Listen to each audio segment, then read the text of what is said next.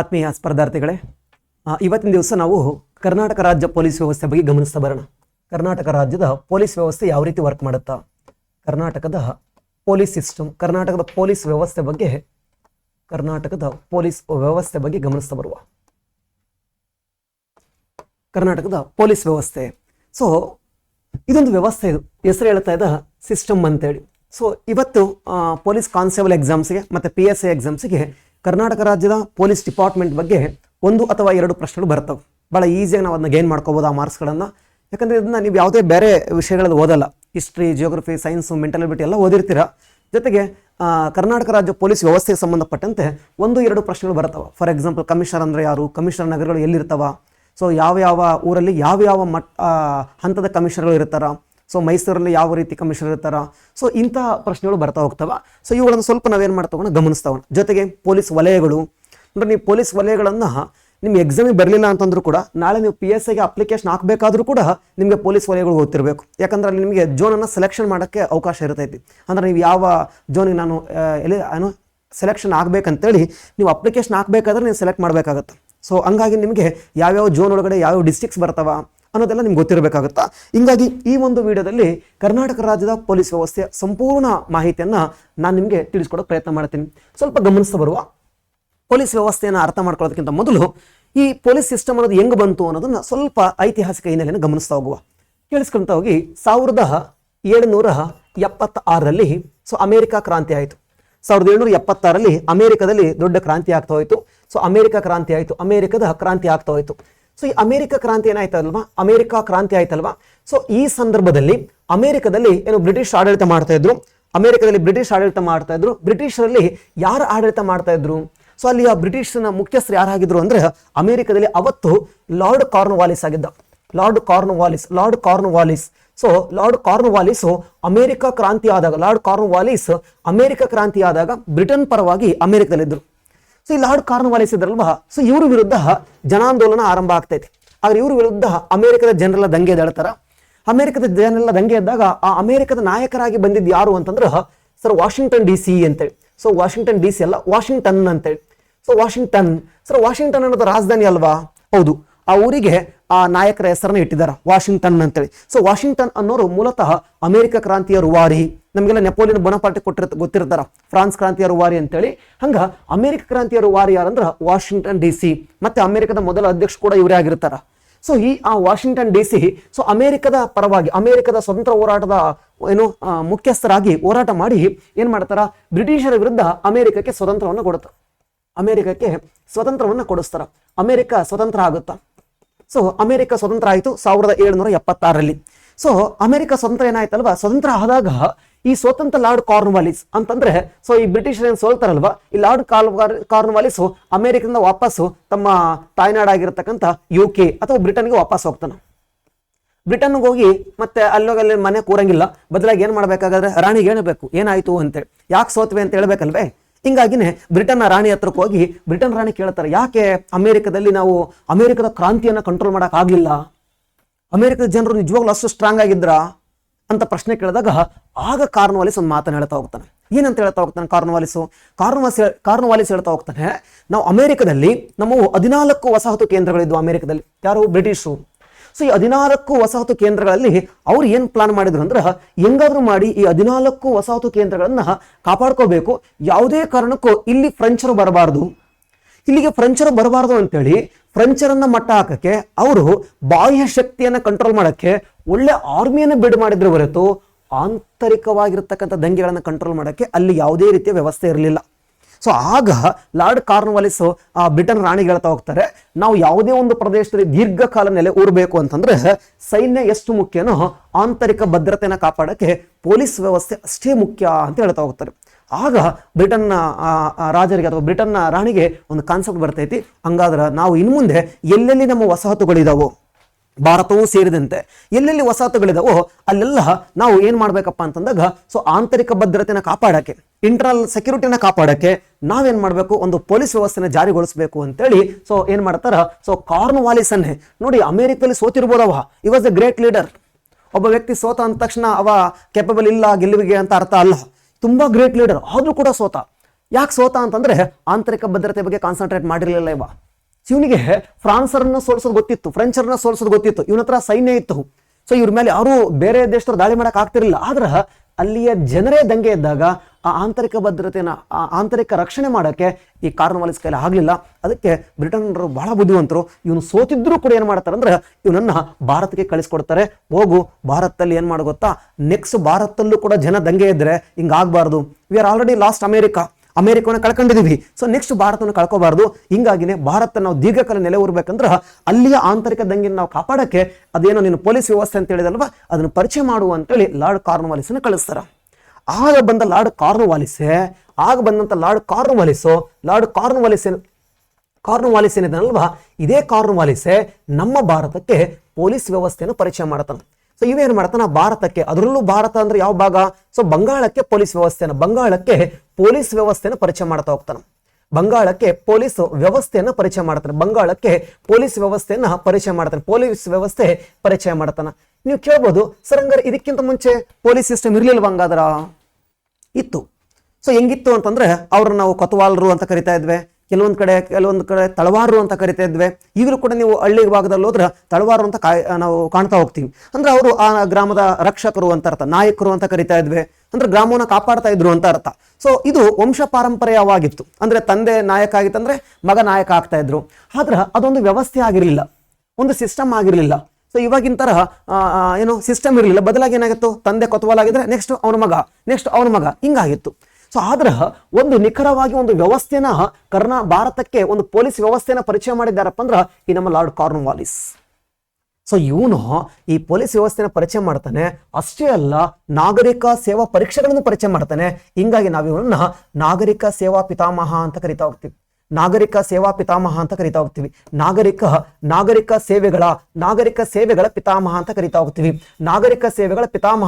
ಹೋಗ್ತೀವಿ. ಸೊ ಇಲ್ಲಿ ಕನ್ಫ್ಯೂಸ್ ಮಾಡ್ಕೊಳಕ್ ಹೋಗ್ಬೇಡಿ. ಭಾರತೀಯ ನಾಗರಿಕ ಸೇವೆಗಳ ಪಿತಾಮಹ ಯಾರು ಅಂತಂದ್ರೆ ನಮ್ಮ ಸರ್ದಾರ್ ವಲ್ಲಭಭಾಯಿ ಪಾಟೀಲ್. ನಾಗರಿಕ ಸೇವೆಗಳ ಪಿತಾಮಹ ಯಾರು ಅಂತಂದ್ರೆ ಲಾರ್ಡ್ ಕಾರ್ನ್ವಾಲಿಸ್. ಭಾರತೀಯ ನಾಗರಿಕ ಸೇವೆಗಳ ಪಿತಾಮಹ ಯಾರಂದ್ರ ಅದು ನಮ್ಮ ಸರ್ದಾರ್ ವಲ್ಲಭಭಾಯಿ ಪಾಟೀಲ್. ಏನು ಸರ್ ಅವ್ರು ಏನ್ ಮಾಡಿದ್ರು? ಕಾರ್ನ್ವಾಲಿಸ್ ಏನೋ ಇವನು ನಾಗರಿಕ ಸೇವೆಗಳನ್ನ ಭಾರತಕ್ಕೆ ಪರಿಚಯ ಮಾಡ್ತಾ ಹೋದ, ಪೊಲೀಸ್ ವ್ಯವಸ್ಥೆನ ಪರಿಚಯ ಮಾಡ್ತಾ ಹೋದ, ಸಿವಿಲ್ ಸರ್ವಿಸ್ ಗಳನ್ನ ಪರಿಚಯ ಮಾಡ್ತಾ ಹೋದ. ಇವನು ಎಕ್ಸಾಮ್ ಮಾಡ್ಲಿಲ್ಲ, ಬದಲಾಗಿ ಆ ವ್ಯವಸ್ಥೆನ ಪರಿಚಯ ಮಾಡಿದ ಅಷ್ಟೇ. ಆ ವ್ಯವಸ್ಥೆಯನ್ನು ಪರಿಚಯ ಮಾಡಿದಕ್ಕೆ ಇವನನ್ನ ನಾವೇನಂತ ಕರಿತಾ ಹೋದ್ವಿ ಗೊತ್ತಾ? ನಾಗರಿಕ ಸೇವೆಗಳ ಪಿತಾಮಹ ಅಂತ ಕರಿತಾ ಹೋದ್ವಿ. ಹಾಗಾದ್ರೆ ಸರ್ದಾರ್ ವಲ್ಲಭಭಾಯಿ ಪಾಟೀಲ್ ಏನ್ ಮಾಡಿದ್ರು? ಸೊ ಸರ್ದಾರ್ ವಲ್ಲಭಭಾಯಿ ಪಾಟೀಲ್ ಅವರನ್ನ ನಾವು ಭಾರತೀಯ ನಾಗರಿಕ ಸೇವೆಗಳ ಪಿತಾಮಹ ಅಂತ ಕರಿತಾ ಹೋಗ್ತೀವಿ. ಭಾರತೀಯ ನಾಗರಿಕ ಸೇವೆಗಳ ಪಿತಾಮಹ ಅಂತ ಕರಿತಾ ಹೋಗ್ತೀವಿ. ನಾಗರಿಕ ಸೇವೆಗಳ ಪಿತಾಮಹ ಅಂತ ಕರಿತಾ ಹೋಗ್ತೀವಿ. ಸರ್ ಏನ್ ಸರ್ ಇವ್ರು ಏನ್ ಮಾಡಿದ್ರ ಹಾಗಾದ್ರ? ಸೊ ಇವರು ಏನ್ ಮಾಡಿದ್ರು ಅಂತಂದ್ರೆ ತಿಳಿಸ್ಕೊಳ್ಳಿ. ಇವತ್ತಿನ ನಾವು ನಮ್ಮ ದೇಶದಲ್ಲಿ UPS ಅಂತ ಕರಿತಾ ಇದೀವಿ, ಅಥವಾ SPS ಅಂದ್ರೆ ಸ್ಟೇಟ್ ಪಬ್ಲಿಕ್ ಸರ್ವಿಸ್ ಕಮಿಷನ್. ನಾವು ಅದನ್ನ KPSC ಅಂತ ಕರ್ಕೊಳ್ತಾ ಇದೀವಿ. ಸೊ KPSC ಆಗಿರ್ಬೋದು, UPSC ಆಗಿರ್ಬೋದು, ಇವುಗಳಿಗೆ ಆರ್ಟಿಕಲ್ ನಂಬರ್ 315 ಅಡಿಯಲ್ಲಿ ಸಂವಿಧಾನಾತ್ಮಕ ಸ್ಥಾನಮಾನವನ್ನು ಕೊಟ್ಟಿದ್ದಾರೆ. ಇವು ಶಾಸನಬದ್ಧ ಸಂಸ್ಥೆ ಅಲ್ಲ, ಇವುಗಳಿಗೆ ಸಂವಿಧಾನ ಹೇಳ್ತೈತಿ ಏನಂತೇಳಿ. KPSC ಸ್ಟಾರ್ಟ್ ಮಾಡಬೇಕು. ಪ್ರತಿಯೊಂದು ರಾಜ್ಯವೂ ಕೂಡ ಆಯಾ ರಾಜ್ಯಕ್ಕೆ ಸಂಬಂಧಪಟ್ಟಂತೆ ಸ್ಟೇಟ್ ಪಬ್ಲಿಕ್ ಸರ್ವಿಸ್ ಕಮಿಷನ್ ಹಾಗಾದ್ರೆ ಕೇಂದ್ರದಲ್ಲಿ UPSC union public service commission ಇವನ್ನ ಸ್ಟಾರ್ಟ್ ಮಾಡಬೇಕು. ಇವು ಸಂವಿಧಾನಬದ್ಧವಾಗಿರ್ಬೇಕು. ಇವನ್ನ ಯಾರ್ಯಾರು ಬೇಕು ಅವ್ರು ಸುಮ್ಮನೆ ಹೆಂಗ್ ಬೇಕಂತ ಕಂಟ್ರೋಲ್ ಮಾಡಂಗಿಲ್ಲ. ಇವು ಸಂವಿಧಾನಬದ್ಧವಾಗಿರ್ಬೇಕಂತ ಹೇಳಿದ್ದಾರಂದ್ರೆ ಸರ್ದಾರ್ ವಲ್ಲಭಭಾಯಿ ಪಾಟೀಲ್. ಸೊ ನಾಗರಿಕ ಸೇವೆ ಅಧಿಕಾರಿಗಳನ್ನ ಎಲೆಕ್ಟ್ ಮಾಡಕ್ಕೆ ಒಂದು ಕಮಿಷನ್, 2 ಕಮಿಷನ್, ರಾಜ್ಯ ಮಟ್ಟದ ಒಂದು ಕಮಿಷನ್, ಕೇಂದ್ರ ಮಟ್ಟದ ಒಂದು ಕಮಿಷನ್ ಇರಬೇಕು. ಇವುಗಳು ಸಂವಿಧಾನಬದ್ಧವಾಗಿರ್ಬೇಕಂತ ಹೇಳಿ ಸರ್ದಾರ್ ವಲ್ಲಭಭಾಯಿ ಪಾಟೀಲ್ ಹೇಳ್ತಾರೆ. ಹಿಂಗಾಗಿನೇ ಸರ್ದಾರ್ ವಲ್ಲಭಭಾಯಿ ಪಾಟೀಲ್ ಅವರನ್ನ ಭಾರತೀಯ ನಾಗರಿಕ ಸೇವೆಗಳ ಪಿತಾಮಹ ಅಂತ ಕರಿತಾ ಹೋಗ್ತೀವಿ. ಕಾರ್ನ್ವಾಲಿಸ್ ಅನ್ನ ನಾವು ನಾಗರಿಕ ಸೇವೆಗಳ ಪಿತಾಮಹ ಅಂತ ಕರಿತಾ ಹೋಗ್ತೀವಿ. ಓಕೆ, ಈಗ ಬರೋಣ. ಸೊ ಇಲ್ಲಿ ನಿಮ್ಗೆ ಏನ್ ಗೊತ್ತಾಯ್ತು ಇವಾಗ? ಸೊ ಪೊಲೀಸ್ ಅನ್ನೋ ವ್ಯವಸ್ಥೆ ಯಾಕೆ ಬಂತು? ಅವತ್ತು ಅಮೆರಿಕದಲ್ಲಿ ಅವರು ಸೋಲ್ದೇ ಇದ್ದಿದ್ರೆ ಆ ಪೊಲೀಸ್ ಅನ್ನೋ ವ್ಯವಸ್ಥೆ ಇತಿಹಾಸನೇ ಬೇರೆ ಆಗ್ತಾ ಇತ್ತು. ಸೊ ಅವತ್ತು ಅಮೆರಿಕದಲ್ಲಿ ಸೋತಿದ್ದಕ್ಕೆ ಕಾರ್ನ್ವಾಲಿಸ್ ಒಂದು ಪಾಠವನ್ನ ಕಲ್ತ್ಕೊಂಡ. ಆ ಸೋಲು ಇಂಡಿಯಾದಲ್ಲಿ ಮರುಕಳಿಸಬಾರದು ಅಂತೇಳಿ ಕಾರ್ನ್ವಾಲಿಸ್ ಬಂಗಾಳಕ್ಕೆ ಪೊಲೀಸ್ ವ್ಯವಸ್ಥೆನ ಪರಿಚಯ ಮಾಡಿದ. ಇದಾದ ನಂತರ ನಮ್ಮ ಮೈಸೂರಲ್ಲಿ ಕೂಡ ಪೊಲೀಸ್ ವ್ಯವಸ್ಥೆ ಅಂತ ಬಂತು. ಮೈಸೂರಿನಲ್ಲಿ ದಿವಾನ್ ಪೂರ್ಣಯ್ಯ ಅಂತಕ್ಕಂಥವ್ರು.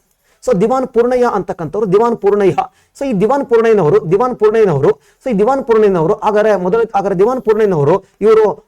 ಇವರು ಮುಮ್ಮಡಿ ಕೃಷ್ಣರಾಜ ಒಡೆಯರ ಕಾಲದಲ್ಲಿ ಇರ್ತಾರೆ. ಈ ದಿವಾನ್ ಪೂರ್ಣಯ್ಯ ಏನ್ ಮಾಡ್ತಾರೆ? ಇವರು ಮೈಸೂರಿನಲ್ಲಿ, ನಮ್ಮ ಮೈಸೂರು ಪ್ರಾಂತ್ಯದಲ್ಲಿ ಒಂದು ಪೊಲೀಸ್ ವ್ಯವಸ್ಥೆನ ತಗೊಂಡ್ ಬರ್ತಾರೆ. ಮೈಸೂರು ಪ್ರಾಂತ್ಯದಲ್ಲಿ ಒಂದು ಪೊಲೀಸ್ ವ್ಯವಸ್ಥೆನ ತಗೊಂಡು ಬರ್ತಾರೆ. ಸೊ ಮೈಸೂರು ಪ್ರಾಂತ್ಯದಲ್ಲಿ ಯಾವ ಪೊಲೀಸ್ ವ್ಯವಸ್ಥೆ ತಗೊಂಡು ಬರ್ತಾರೆ ಸರ? ಮೈಸೂರು ಪ್ರಾಂತ್ಯದಲ್ಲಿ ಕಂದಾಚಾರ ಅಂತಕ್ಕಂಥ ಒಂದು ಪೊಲೀಸ್ ವ್ಯವಸ್ಥೆ ತಗೊಂಡು ಬರ್ತಾರೆ. ಕಂದಾಚಾರ ಪೊಲೀಸ್ ವ್ಯವಸ್ಥೆ ತಗೊಂಡು ಬರ್ತಾರೆ. ಸೊ ಕಂದಾಚಾರ ಪೊಲೀಸ್ ವ್ಯವಸ್ಥೆನ ತಗೊಂಡು ಬರ್ತಾರ. ಕಂದಾಚಾರ ಪೊಲೀಸ್ ವ್ಯವಸ್ಥೆ. ಒಂದು ಪ್ರಶ್ನೆ ಕೇಳ್ತಾನ, ಏನಂತ ಹೇಳಿ, ಮೈಸೂರು ಸಾಮ್ರಾಜ್ಯದಲ್ಲಿ ಪೊಲೀಸ್ ವ್ಯವಸ್ಥೆನ ಏನಂತ ಕರಿತಾ ಇದ್ರು ಅಂತೇಳಿ.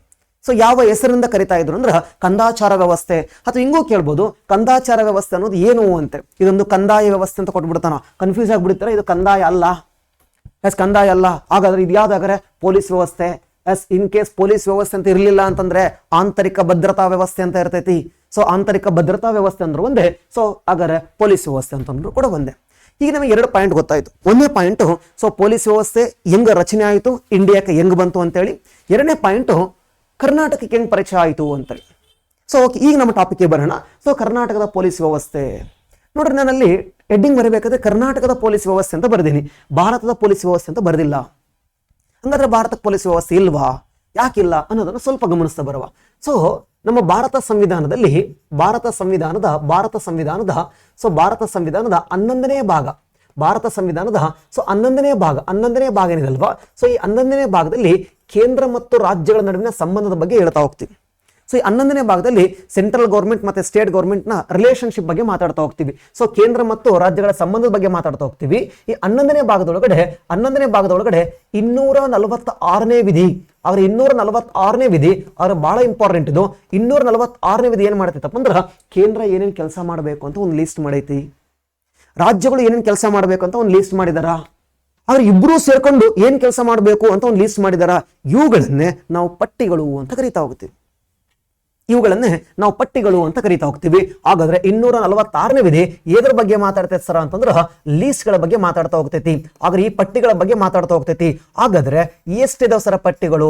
ಹಾಗಾದ್ರೆ ನಿಮ್ಗೆಲ್ಲ ಗೊತ್ತಿದ, ಕಾನ್ಸ್ಟಿಟ್ಯೂಷನ್ ಓದ್ಕೊಂಡಿರ್ತೀರ. ಹಾಗಾದ್ರೆ ಈಗ 3 ಪಟ್ಟಿಗಳಿದಾವ. ಒಂದನೇದು ಯೂನಿಯನ್ ಲೀಸ್ಟ್ ಅಂತ ಇದ, ಕೇಂದ್ರ ಪಟ್ಟಿ ಯೂನಿಯನ್ ಲೀಸ್ಟ್ ಅಂತ ಇದ. ಅಂಡ್ 2ನೇದು ಹಾಗಾದ್ರೆ ಸ್ಟೇಟ್ ಲೀಸ್ಟ್ ಅಂತ ಇದ. 3ನೇದು ಕನ್ಕರೆಂಟ್ ಲೀಸ್ಟ್ ಅಂತ ಇದ. ಸೊ 3 ಪಟ್ಟಿಗಳಿದಾವ. ಹಾಗಾದ್ರೆ ಸರ ಸಂವಿಧಾನದಾಗ ಬರೆದವರ? ಹೌದು, ಸಂವಿಧಾನದಲ್ಲಿ 3 ಪಟ್ಟಿಗಳಿದಾವ. ಇವುಗಳನ್ನ 246ನೇ ವಿಧಿಯಲ್ಲಿ 3 ಪಟ್ಟಿಗಳು ಇದಾವೆ ಅಂತ ಹೇಳಿದಾರ. ಆದ್ರೆ ಇವುಗಳನ್ನ ಎಲ್ಲಿ ಲೀಸ್ಟ್ ಮಾಡಿದ್ದಾರೆ ಅಂತಂದ್ರೆ, 7ನೇ ಅನುಸೂಚಿಯಲ್ಲಿ ಲೀಸ್ಟ್ ಮಾಡಿದ್ದಾರೆ. ಹಾಗಾದ್ರೆ 12 ಅನುಸೂಚಿಗಳಿದಾವೆ. 12 ಅನುಸೂಚಿಗಳಲ್ಲಿ 7ನೇ ಅನುಸೂಚಿಯ ಒಳಗಡೆ, ಹಾಗಾದ್ರೆ 7th ಶೆಡ್ಯೂಲ್ ಒಳಗಡೆ ನಾವು 3 ಪಟ್ಟಿಗಳನ್ನ ಗಮನಿಸಬಹುದು. 1ನೇ ಪಟ್ಟಿಯಲ್ಲಿ ಹಾಗಾದ್ರೆ ಯೂನಿಯನ್ ಲೀಸ್ಟ್ ಅಂತ ಇದೆ. ಗವರ್ನಮೆಂಟ್ ಆಫ್ ಇಂಡಿಯಾ ಏನ್ ಕೆಲಸ ಮಾಡಬೇಕು, ಹಾಗಾದ್ರೆ ವಿದೇಶಾಂಗ ವ್ಯವಹಾರ ಆಗಿರ್ಬೋದು, ಹಾಗಾದ್ರೆ ಹಾಗಾದ್ರೆ ರಕ್ಷಣೆ ಆಗಿರ್ಬೋದು, ರೈಲ್ವೆ ಆಗಿರ್ಬೋದು, ಪೋಸ್ಟಲ್ ಸರ್ವಿಸ್ ಆಗಿರ್ಬೋದು, ಇವೆಲ್ಲ ಯೂನಿಯನ್ ಲಿಸ್ಟ್. ಹಾಗಾದ್ರೆ ಕೆಲವೊಂದಿಷ್ಟನ್ನ ಅದಕ್ಕೆಲ್ಲ ಕಾಯ್ದೆ ಮಾಡ್ಯಾರ ಗೊತ್ತಾ? ಹಾಗಾದ್ರೆ ಗೌರ್ಮೆಂಟ್ ಆಫ್ ಇಂಡಿಯಾ ಮಾಡ್ತೈತಿ, ಗೌರ್ಮೆಂಟ್ ಆಫ್ ಇಂಡಿಯಾ. ಅಂಡ್ ಹಾಗೆ ಈ ಕಡೆ ಸೈಡ್ ಬರೋಣ. ಹಾಗಾದ್ರೆ ಸೆಂಟ್ರಲ್, ಹಾಗಾದ್ರೆ ಸ್ಟೇಟ್ ಲಿಸ್ಟು. ಕೆಲವೊಂದು ಕೆಲಸಗಳಿದಾವ, ಅವನ್ನ ರಾಜ್ಯ ಸರ್ಕಾರನೇ ಮಾಡಬೇಕು. ಸೊ ಕೇಂದ್ರ ಸರ್ಕಾರಕ್ಕೆ ಅಧಿಕಾರ ಇಲ್ಲ. ಫಾರ್ ಎಕ್ಸಾಂಪಲ್ ಹೇಳ್ಬೇಕಂದ್ರೆ ಸ್ಥಳೀಯ ಸರ್ಕಾರಗಳು, ಲೋಕಲ್ ಗವರ್ನಮೆಂಟ್ಸ್ ಇದಾವ, ಗ್ರಾಮ ಪಂಚಾಯತಿ, ತಾಲೂಕ್ ಪಂಚಾಯತಿ, ಜಿಲ್ಲಾ ಪಂಚಾಯತಿಗಳು ಎಲ್ಲಿ ಬರ್ತಾವ ಸರ? ಈ ಸ್ಟೇಟ್ ಲಿಸ್ಟ್ ಅಲ್ಲಿ ಬರ್ತಾವ. ಕೆಲವೊಂದಿದಾವೆ ಇಬ್ರು ಮಾಡ್ಬೋದು. ಫಾರ್ ಎಕ್ಸಾಂಪಲ್ ಹೇಳ್ರಿ ಸರ, ಶಿಕ್ಷಣ ಆಗಿರ್ಬೋದು, ಹಾಗಾದ್ರೆ ಫಾರೆಸ್ಟ್ ಆಗಿರ್ಬೋದು, ನ್ಯಾಯಾಂಗ ಆಗಿರ್ಬೋದು. ಹೈಕೋರ್ಟ್ ಸುಪ್ರೀಂ ಕೋರ್ಟ್ನ ಹೊರತುಪಡಿಸಿ, ಹೈಕೋರ್ಟ್ ಮತ್ತೆ ಸುಪ್ರೀಂ ಕೋರ್ಟ್ನ ಹೊರತುಪಡಿಸಿ ಉಳಿದ ನ್ಯಾಯಾಂಗ ಆಗಿರ್ಬೋದು. ಇವುಗಳಿಗೆ ಸ್ಟೇಟ್ ಆದ್ರೂ ಕಾಯ್ದೆ ಮಾಡ್ಬೋದು, ಸೆಂಟ್ರಲ್ ಆದ್ರೂ ಕಾಯ್ದೆ ಮಾಡ್ಬೋದು. ಒಂದು ವೇಳೆ ಇಬ್ರು ಕಾಯ್ದೆ ಮಾಡಿದ್ರೆ ಇವ್ರದ್ದು ಉಳ್ಕೊಳ್ಳುತ್ತೆ, ಇವ್ರದ್ದು ಕ್ಯಾನ್ಸಲ್ ಆಗುತ್ತೆ. ಯಾಕಂದ್ರೆ ನಮ್ದು ಕೆನಡಾ ಮಾದರಿ ಸರ್ಕಾರ, ಗೌರ್ಮೆಂಟ್, ನಮ್ಮ ಸೆಂಟ್ರಲ್ ಗೌರ್ಮೆಂಟು ಕೆನಡಾ ಮಾದರಿಯ ಗೌರ್ಮೆಂಟ್ ಒಂದೈತಿ. ಅಂದ್ರೆ ಸೆಂಟ್ರಲ್ ಗೌರ್ಮೆಂಟ್ ಬಹಳ ಸ್ಟ್ರಾಂಗ್ ಆಗಿರ್ತೈತಿ ಸ್ಟೇಟ್ ಗೌರ್ಮೆಂಟ್ಗಿಂತ. ಹಿಂಗಾಗಿನೇ ಸಮವರ್ತಿ ಪಟ್ಟಿ ಒಳಗಡೆ ಕನ್ಕರೆಂಟ್ ಲೀಸ್ಟ್ ಅಂತ ಕರಿತಾ ಹೋಗ್ತೀವಿ. ಇಲ್ಲಿರೋ ಅಂಶಗಳಿಗೆ ಶಿಕ್ಷಣ ಆಗಿರ್ಬೋದು, ಹಾಗಾದ್ರೆ ನೆಕ್ಸ್ಟ್ ಹಾಗಾದ್ರೆ ನ್ಯಾಯಾಂಗ ವ್ಯವಸ್ಥೆ ಆಗಿರ್ಬೋದು, ತೂಕ ಮತ್ತು ಅಳತೆ ಆಗಿರ್ಬೋದು, ಇವೆಲ್ಲವೂ ಕನ್ಕರೆಂಟ್ ಲಿಸ್ಟ್ ಬರ್ತವ. ಈಗ ನಮ್ಮ ಟಾಪಿಕ್ಗೆ ಬರೋಣ. ನಮ್ಮ ಟಾಪಿಕ್ ಯಾವ್ದಾಗಾರ ಪೊಲೀಸ್ ವ್ಯವಸ್ಥೆ. ಎಲ್ಲಿದೆ ಸರ್ ಪೊಲೀಸ್ ವ್ಯವಸ್ಥೆ? ಇದು ಒಳಗಡೆ ಎಲ್ಲಿದೆ ಪೊಲೀಸ್ ವ್ಯವಸ್ಥೆ? ನೋಡ್ರಿ, ಭಾರತ ಸಂವಿಧಾನದ ಒಳಗಡೆ ಎಲ್ಲಿಯೂ ಕೂಡ ಪೊಲೀಸ್ ವ್ಯವಸ್ಥೆ ಅನ್ನೋ ಪದವನ್ನು ಉಲ್ಲೇಖ ಮಾಡಿಲ್ಲ. ಸೊ ಇಂತಹ ಪ್ರಶ್ನೆಗಳನ್ನು ಕೇಳ್ತಾನೆ ನಾಳೆ ಎಕ್ಸಾಮ್ಸ್ ಅಲ್ಲಿ. ಸೊ ಒನ್ ಟೈಮ್ ಪ್ರಶ್ನೆ ಕೇಳಿದಾನೆ. ಏನಂತ ಪ್ರಶ್ನೆ ಕೇಳಿದಾನ? ಭಾರತ ಸಂವಿಧಾನದಲ್ಲಿ ಕೇಂದ್ರ ಸರ್ಕಾರ ಎಂದು ಯಾವ ಭಾಗದಲ್ಲಿ ಉಲ್ಲೇಖಿಸಲಾಗಿದೆ ಅಂತ. ಸೊ ಕೇಂದ್ರ ಸರ್ಕಾರ ಅಂದು ಯಾವ ಭಾಗದಲ್ಲಿ, ಐ ಥಿಂಕ್ ಎಷ್ಟು ಬಾರಿ ಉಲ್ಲೇಖವಾಗಿದೆ ಅಂತ ಪ್ರಶ್ನೆ ಕೇಳಿದೆ. ಎಷ್ಟು ಬಾರಿ ಕೇಂದ್ರ ಸರ್ಕಾರ ಎಂಬ ಪದ ಭಾರತ ಸಂವಿಧಾನದ ಉಲ್ಲೇಖ ಆಗಿದೆ ಅಂತೇಳಿ. ಸೊ ನಾವು ಅನ್ಕೊಂಡ್ಬಿಡ್ತೀವಿ ಕೇಂದ್ರ ಸರ್ಕಾರ 5ನೇ ಭಾಗದಾಗ ಐತಲ್ಲ ಸರ್, ಅಲ್ಲಿ ಉಲ್ಲೇಖ ಆಗೈತೆ ಅಂತೇಳಿ. ಸೊ ಇಲ್ಲ. ಸೊ ನಮ್ಮ ಭಾರತ ಸರ್ಕಾರದಲ್ಲಿ ಕೇಂದ್ರ ಸರ್ಕಾರ ಅಂತ ಉಲ್ಲೇಖ ಆಗಿಲ್ಲ, ಗವರ್ನಮೆಂಟ್ ಆಫ್ ಇಂಡಿಯಾ ಭಾರತ ಸರ್ಕಾರ ಅಂತ ಉಲ್ಲೇಖ ಆಗಿದೆ. ಅಧಿಕೃತವಾಗಿ ನಾವು ಭಾರತ ಸರ್ಕಾರ ಅಂತಂದೇ ಕರಿಬೇಕು. ಬಟ್ ಆಡು ಭಾಷೆ ನಮ್ಗೆ ಅರ್ಥ ಆಗಲಿ ಅಂತ ನಾವು ಕೇಂದ್ರ ಸರ್ಕಾರ ಅಂತ ಅನ್ಕೊಳ್ತೀವಿ ಅಷ್ಟೇ. ಸೊ ಅಥೆಂಟಿಕೇಟ್ ಆಗಿ ನೀವು ಗಮನಿಸಿರ್ತೀರಾ, ಯಾವುದೇ ಒಂದು ಗವರ್ನಮೆಂಟ್ ಆಫ್ ಮೆಮೊರಂಡಮ್ಸ್ ಅನ್ನು ಏನಾದ್ರು ಓದ್ತಿರ್ಬೇಕಾದ್ರೆ ಎಲ್ಲಿಯೂ ಕೂಡ ಅಥೆಂಟಿಕೇಟ್ ಡಾಟಾದಲ್ಲಿ ನಾವು ಕೇಂದ್ರ ಸರ್ಕಾರ ಅಂತ ನೋಡಿರಲ್ಲ, ಭಾರತ ಸರ್ಕಾರ ಅಂತ ನೋಡ್ತೀವಿ. ಸೊ ಈ ವಿಡಿಯೋನ PSI ಸ್ಟೂಡೆಂಟ್ಸ್ ನೋಡ್ತಿರ್ತೀರಾ. ಸೊ ನಾಳೆ ನೀವೇನಾದ್ರೂ ಎಸ್ಸೆ ಬರೀಬೇಕಾದ್ರೆ ಸ್ವಲ್ಪ ಇದ್ರ ಬಗ್ಗೆ ಜಾಗೃತಿ ವಹಿಸಬೇಕು. ಕೇಂದ್ರ ಸರ್ಕಾರ ಅಂತ ಬರೆಯುವ ಬದಲಾಗಿ ಭಾರತ ಸರ್ಕಾರ ಅಂತ ಬರೀಬೇಕು. ಎರಡಕ್ಕೂ ವ್ಯತ್ಯಾಸ ಇದೆ ಸರ, ವ್ಯತ್ಯಾಸ ಇದೆ. ಅದನ್ನ ನಾವು ಮುಂದೆ ಬೇರೆ ಟಾಪಿಕಲ್ಲಿ ಮಾತಾಡ್ತಾ ಹೋಗೋಣ. ಈ ಟಾಪಿಕನ್ನು ಡೈವರ್ಟ್ ಮಾಡೋದು ಬೇಡ. ಸೊ ಹಾಗಾದ್ರೆ ನಮ್ಮ ಈ ಭಾರತ ಸಂವಿಧಾನದಲ್ಲಿ ಪೊಲೀಸ್ ವ್ಯವಸ್ಥೆ ಅಂತ ಎಲ್ಲಿ ಉಲ್ಲೇಖ ಆಗೈತಿ ಸರ? ನೋಡ್ರಿ, ಭಾರತ ಸಂವಿಧಾನದ ಯಾವ ಪಟ್ಟಿಯಲ್ಲೂ ಕೂಡ ಪೊಲೀಸ್ ವ್ಯವಸ್ಥೆ ಅಂತ ಇಲ್ಲ. ಆದ್ರೆ ಈ ರಾಜ್ಯ ಪಟ್ಟಿ ಇದೆ ಅಲ್ವಾ, ಸ್ಟೇಟ್ ಲಿಸ್ಟ್ ಇದೆ ಅಲ್ವಾ, ರಾಜ್ಯ ಪಟ್ಟಿ ಇದೆ ಅಲ್ವಾ, ಈ ರಾಜ್ಯ ಪಟ್ಟಿಯ ಒಳಗಡೆ ಆಂತರಿಕ ಭದ್ರತೆ ಅಂತ ಇದೆ. ಆಂತರಿಕ ಭದ್ರತೆ, ಇಂಟರ್ನಲ್ ಸೆಕ್ಯೂರಿಟಿ ಅಂತ ಇದೆ. ಆಂತರಿಕ ಭದ್ರತೆ ಅಂತ ಇದೆ. ಸೊ ಇಂಟರ್ನಲ್ ಸೆಕ್ಯೂರಿಟಿ, ಆಂತರಿಕ ಭದ್ರತೆ. ಈ ಆಂತರಿಕ ಭದ್ರತೆ ಇದಲ್ವಾ, ಇದನ್ನು ಕಾಪಾಡಬೇಕಂತೇಳಿ ನಾವು ಕ್ರಿಯೇಟ್ ಮಾಡ್ಕೊಂಡಿರೋ ಒಂದು ವ್ಯವಸ್ಥೆ ಯಾವುದು ಗೊತ್ತಾ? That is police system. ಅದು ಪೊಲೀಸ್ ವ್ಯವಸ್ಥೆ. ಹಾಗಾದ್ರೆ ನಿಮಗೆ ಈಗ ಗೊತ್ತಾಯ್ತು ಪೊಲೀಸ್ ವ್ಯವಸ್ಥೆಯ ಮುಖ್ಯ ಉದ್ದೇಶ ಏನು ಸರ್ ಅಂತಂದ್ರೆ, ಹಾಗಾದ್ರೆ ಆಂತರಿಕ ಭದ್ರತೆ ಮಾಡೋದು. ಹಾಗಾದ್ರೆ ಯಾವ ಲಿಸ್ಟಲ್ಲಿ ಐತಂದ್ರೆ ಸ್ಟೇಟ್ ಲಿಸ್ಟಲ್ಲಿ ಐತಿ. ಇದೇ ಕಾರಣಕ್ಕೆ ನಾನು ಟೈಟಲ್ ಹಾಕಿದ್ದು ಕರ್ನಾಟಕ ಪೊಲೀಸ್ ವ್ಯವಸ್ಥೆ ಅಂತ. ಹಾಗಾದ್ರೆ ನಾನು ಕರ್ನಾಟಕ ಪೊಲೀಸ್ ವ್ಯವಸ್ಥೆ ಪಾಠ ಮಾಡ್ತೀನಲ್ವಾ, ತಮಿಳುನಾಡಿಗೆ ಬೇರೆ ಪೊಲೀಸ್ ವ್ಯವಸ್ಥೆ ಇರ್ತೈತಿ, ಹಾಗಾದ್ರೆ ತೆಲಂಗಾಣಕ್ಕೆ ಬೇರೆ ಪೊಲೀಸ್ ವ್ಯವಸ್ಥೆ ಇರ್ತೈತಿ, ಆಂಧ್ರ ಪ್ರದೇಶಕ್ಕೆ ಬೇರೆ ಪೊಲೀಸ್ ವ್ಯವಸ್ಥೆ ಇರ್ತೈತಿ. ಮೇ ಬಿ ಸೇಮ್ ಇರ್ಬೋದು, ಇಲ್ಲ ಸ್ವಲ್ಪ ಚೇಂಜ್ ಆಗಿರ್ಬೋದು. ಓಕೆ, ಹಾಗಾದ್ರೆ ಈಗ ಗಮನಿಸ್ತಾ ಬರೋಣ. ಹಾಗಾದ್ರೆ ಪೊಲೀಸ್ ವ್ಯವಸ್ಥೆ ಅನ್ನೋದು ರಾಜ್ಯ ಪಟ್ಟಿಯಲ್ಲಿದೆ ಅಂತ ಗೊತ್ತಾಯಿತು. ಎಲ್ಲ ರಾಜ್ಯಗಳ ಪೊಲೀಸ್ ವ್ಯವಸ್ಥೆ ಆಯಾ ರಾಜ್ಯ ಸರ್ಕಾರದಲ್ಲಿ ಕಂಟ್ರೋಲ್ ಆಗಿರ್ತೈತಿ. ಒಂದನ್ನು ಹೊರತುಪಡಿಸಿ ಯಾವುದು ಅಂದ್ರೆ ದೆಹಲಿ ಪೊಲೀಸು. ಹಾಗಾದ್ರೆ ದೆಹಲಿ ಪೊಲೀಸ್ ಮಾತ್ರ, ಇದನ್ನ ಪ್ರಶ್ನೆ ಕೇಳಿದ್ರೆ ಎಕ್ಸಾಮ್ಸ್ ಅಲ್ಲಿ, ದೆಹಲಿ ಪೊಲೀಸು ಇವ್ರು ಮಾತ್ರ ದೆಹಲಿ ಸರ್ಕಾರದ ಕಂಟ್ರೋಲ್ನೇ ಬರಲ್ಲ, ಅವರು ಗೌರ್ಮೆಂಟ್ ಆಫ್ ಇಂಡಿಯಾ ಕಂಟ್ರೋಲ್ ಬರ್ತಾರೆ. ಕೇಳ್ಬೋದು ಸರ್, ಡೆಲ್ಲಿ ರಾಜ್ಯ ಅಲ್ವಲ್ಲ? ಡೆಲ್ಲಿ ರಾಜ್ಯ ಅಲ್ಲ, ಆದ್ರೂ ಕೂಡ ಸೊ ಡೆಲ್ಲಿ ಒಳಗಡೆ ಹಾಗಾದ್ರೆ ಗೃಹ ಮಂತ್ರಿ ಇರ್ತಾರೆ, ಡೆಲ್ಲಿ ಒಳಗಡೆ ಏನಿರ್ತೈತೆ ಹಾಗಾದ್ರೆ ಕ್ಯಾಬಿನೆಟ್ ಇದೆ, ಶಾಸಕಾಂಗ ಇದೆ. ಸೊ ಪಾಂಡಿಚೇರಿಯ ಪೊಲೀಸ್ ವ್ಯವಸ್ಥೆ ಪಾಂಡಿಚೇರಿಯ ಗೃಹ ಸಚಿವರ ಕಂಟ್ರೋಲ್ ಬರ್ತೈತಿ.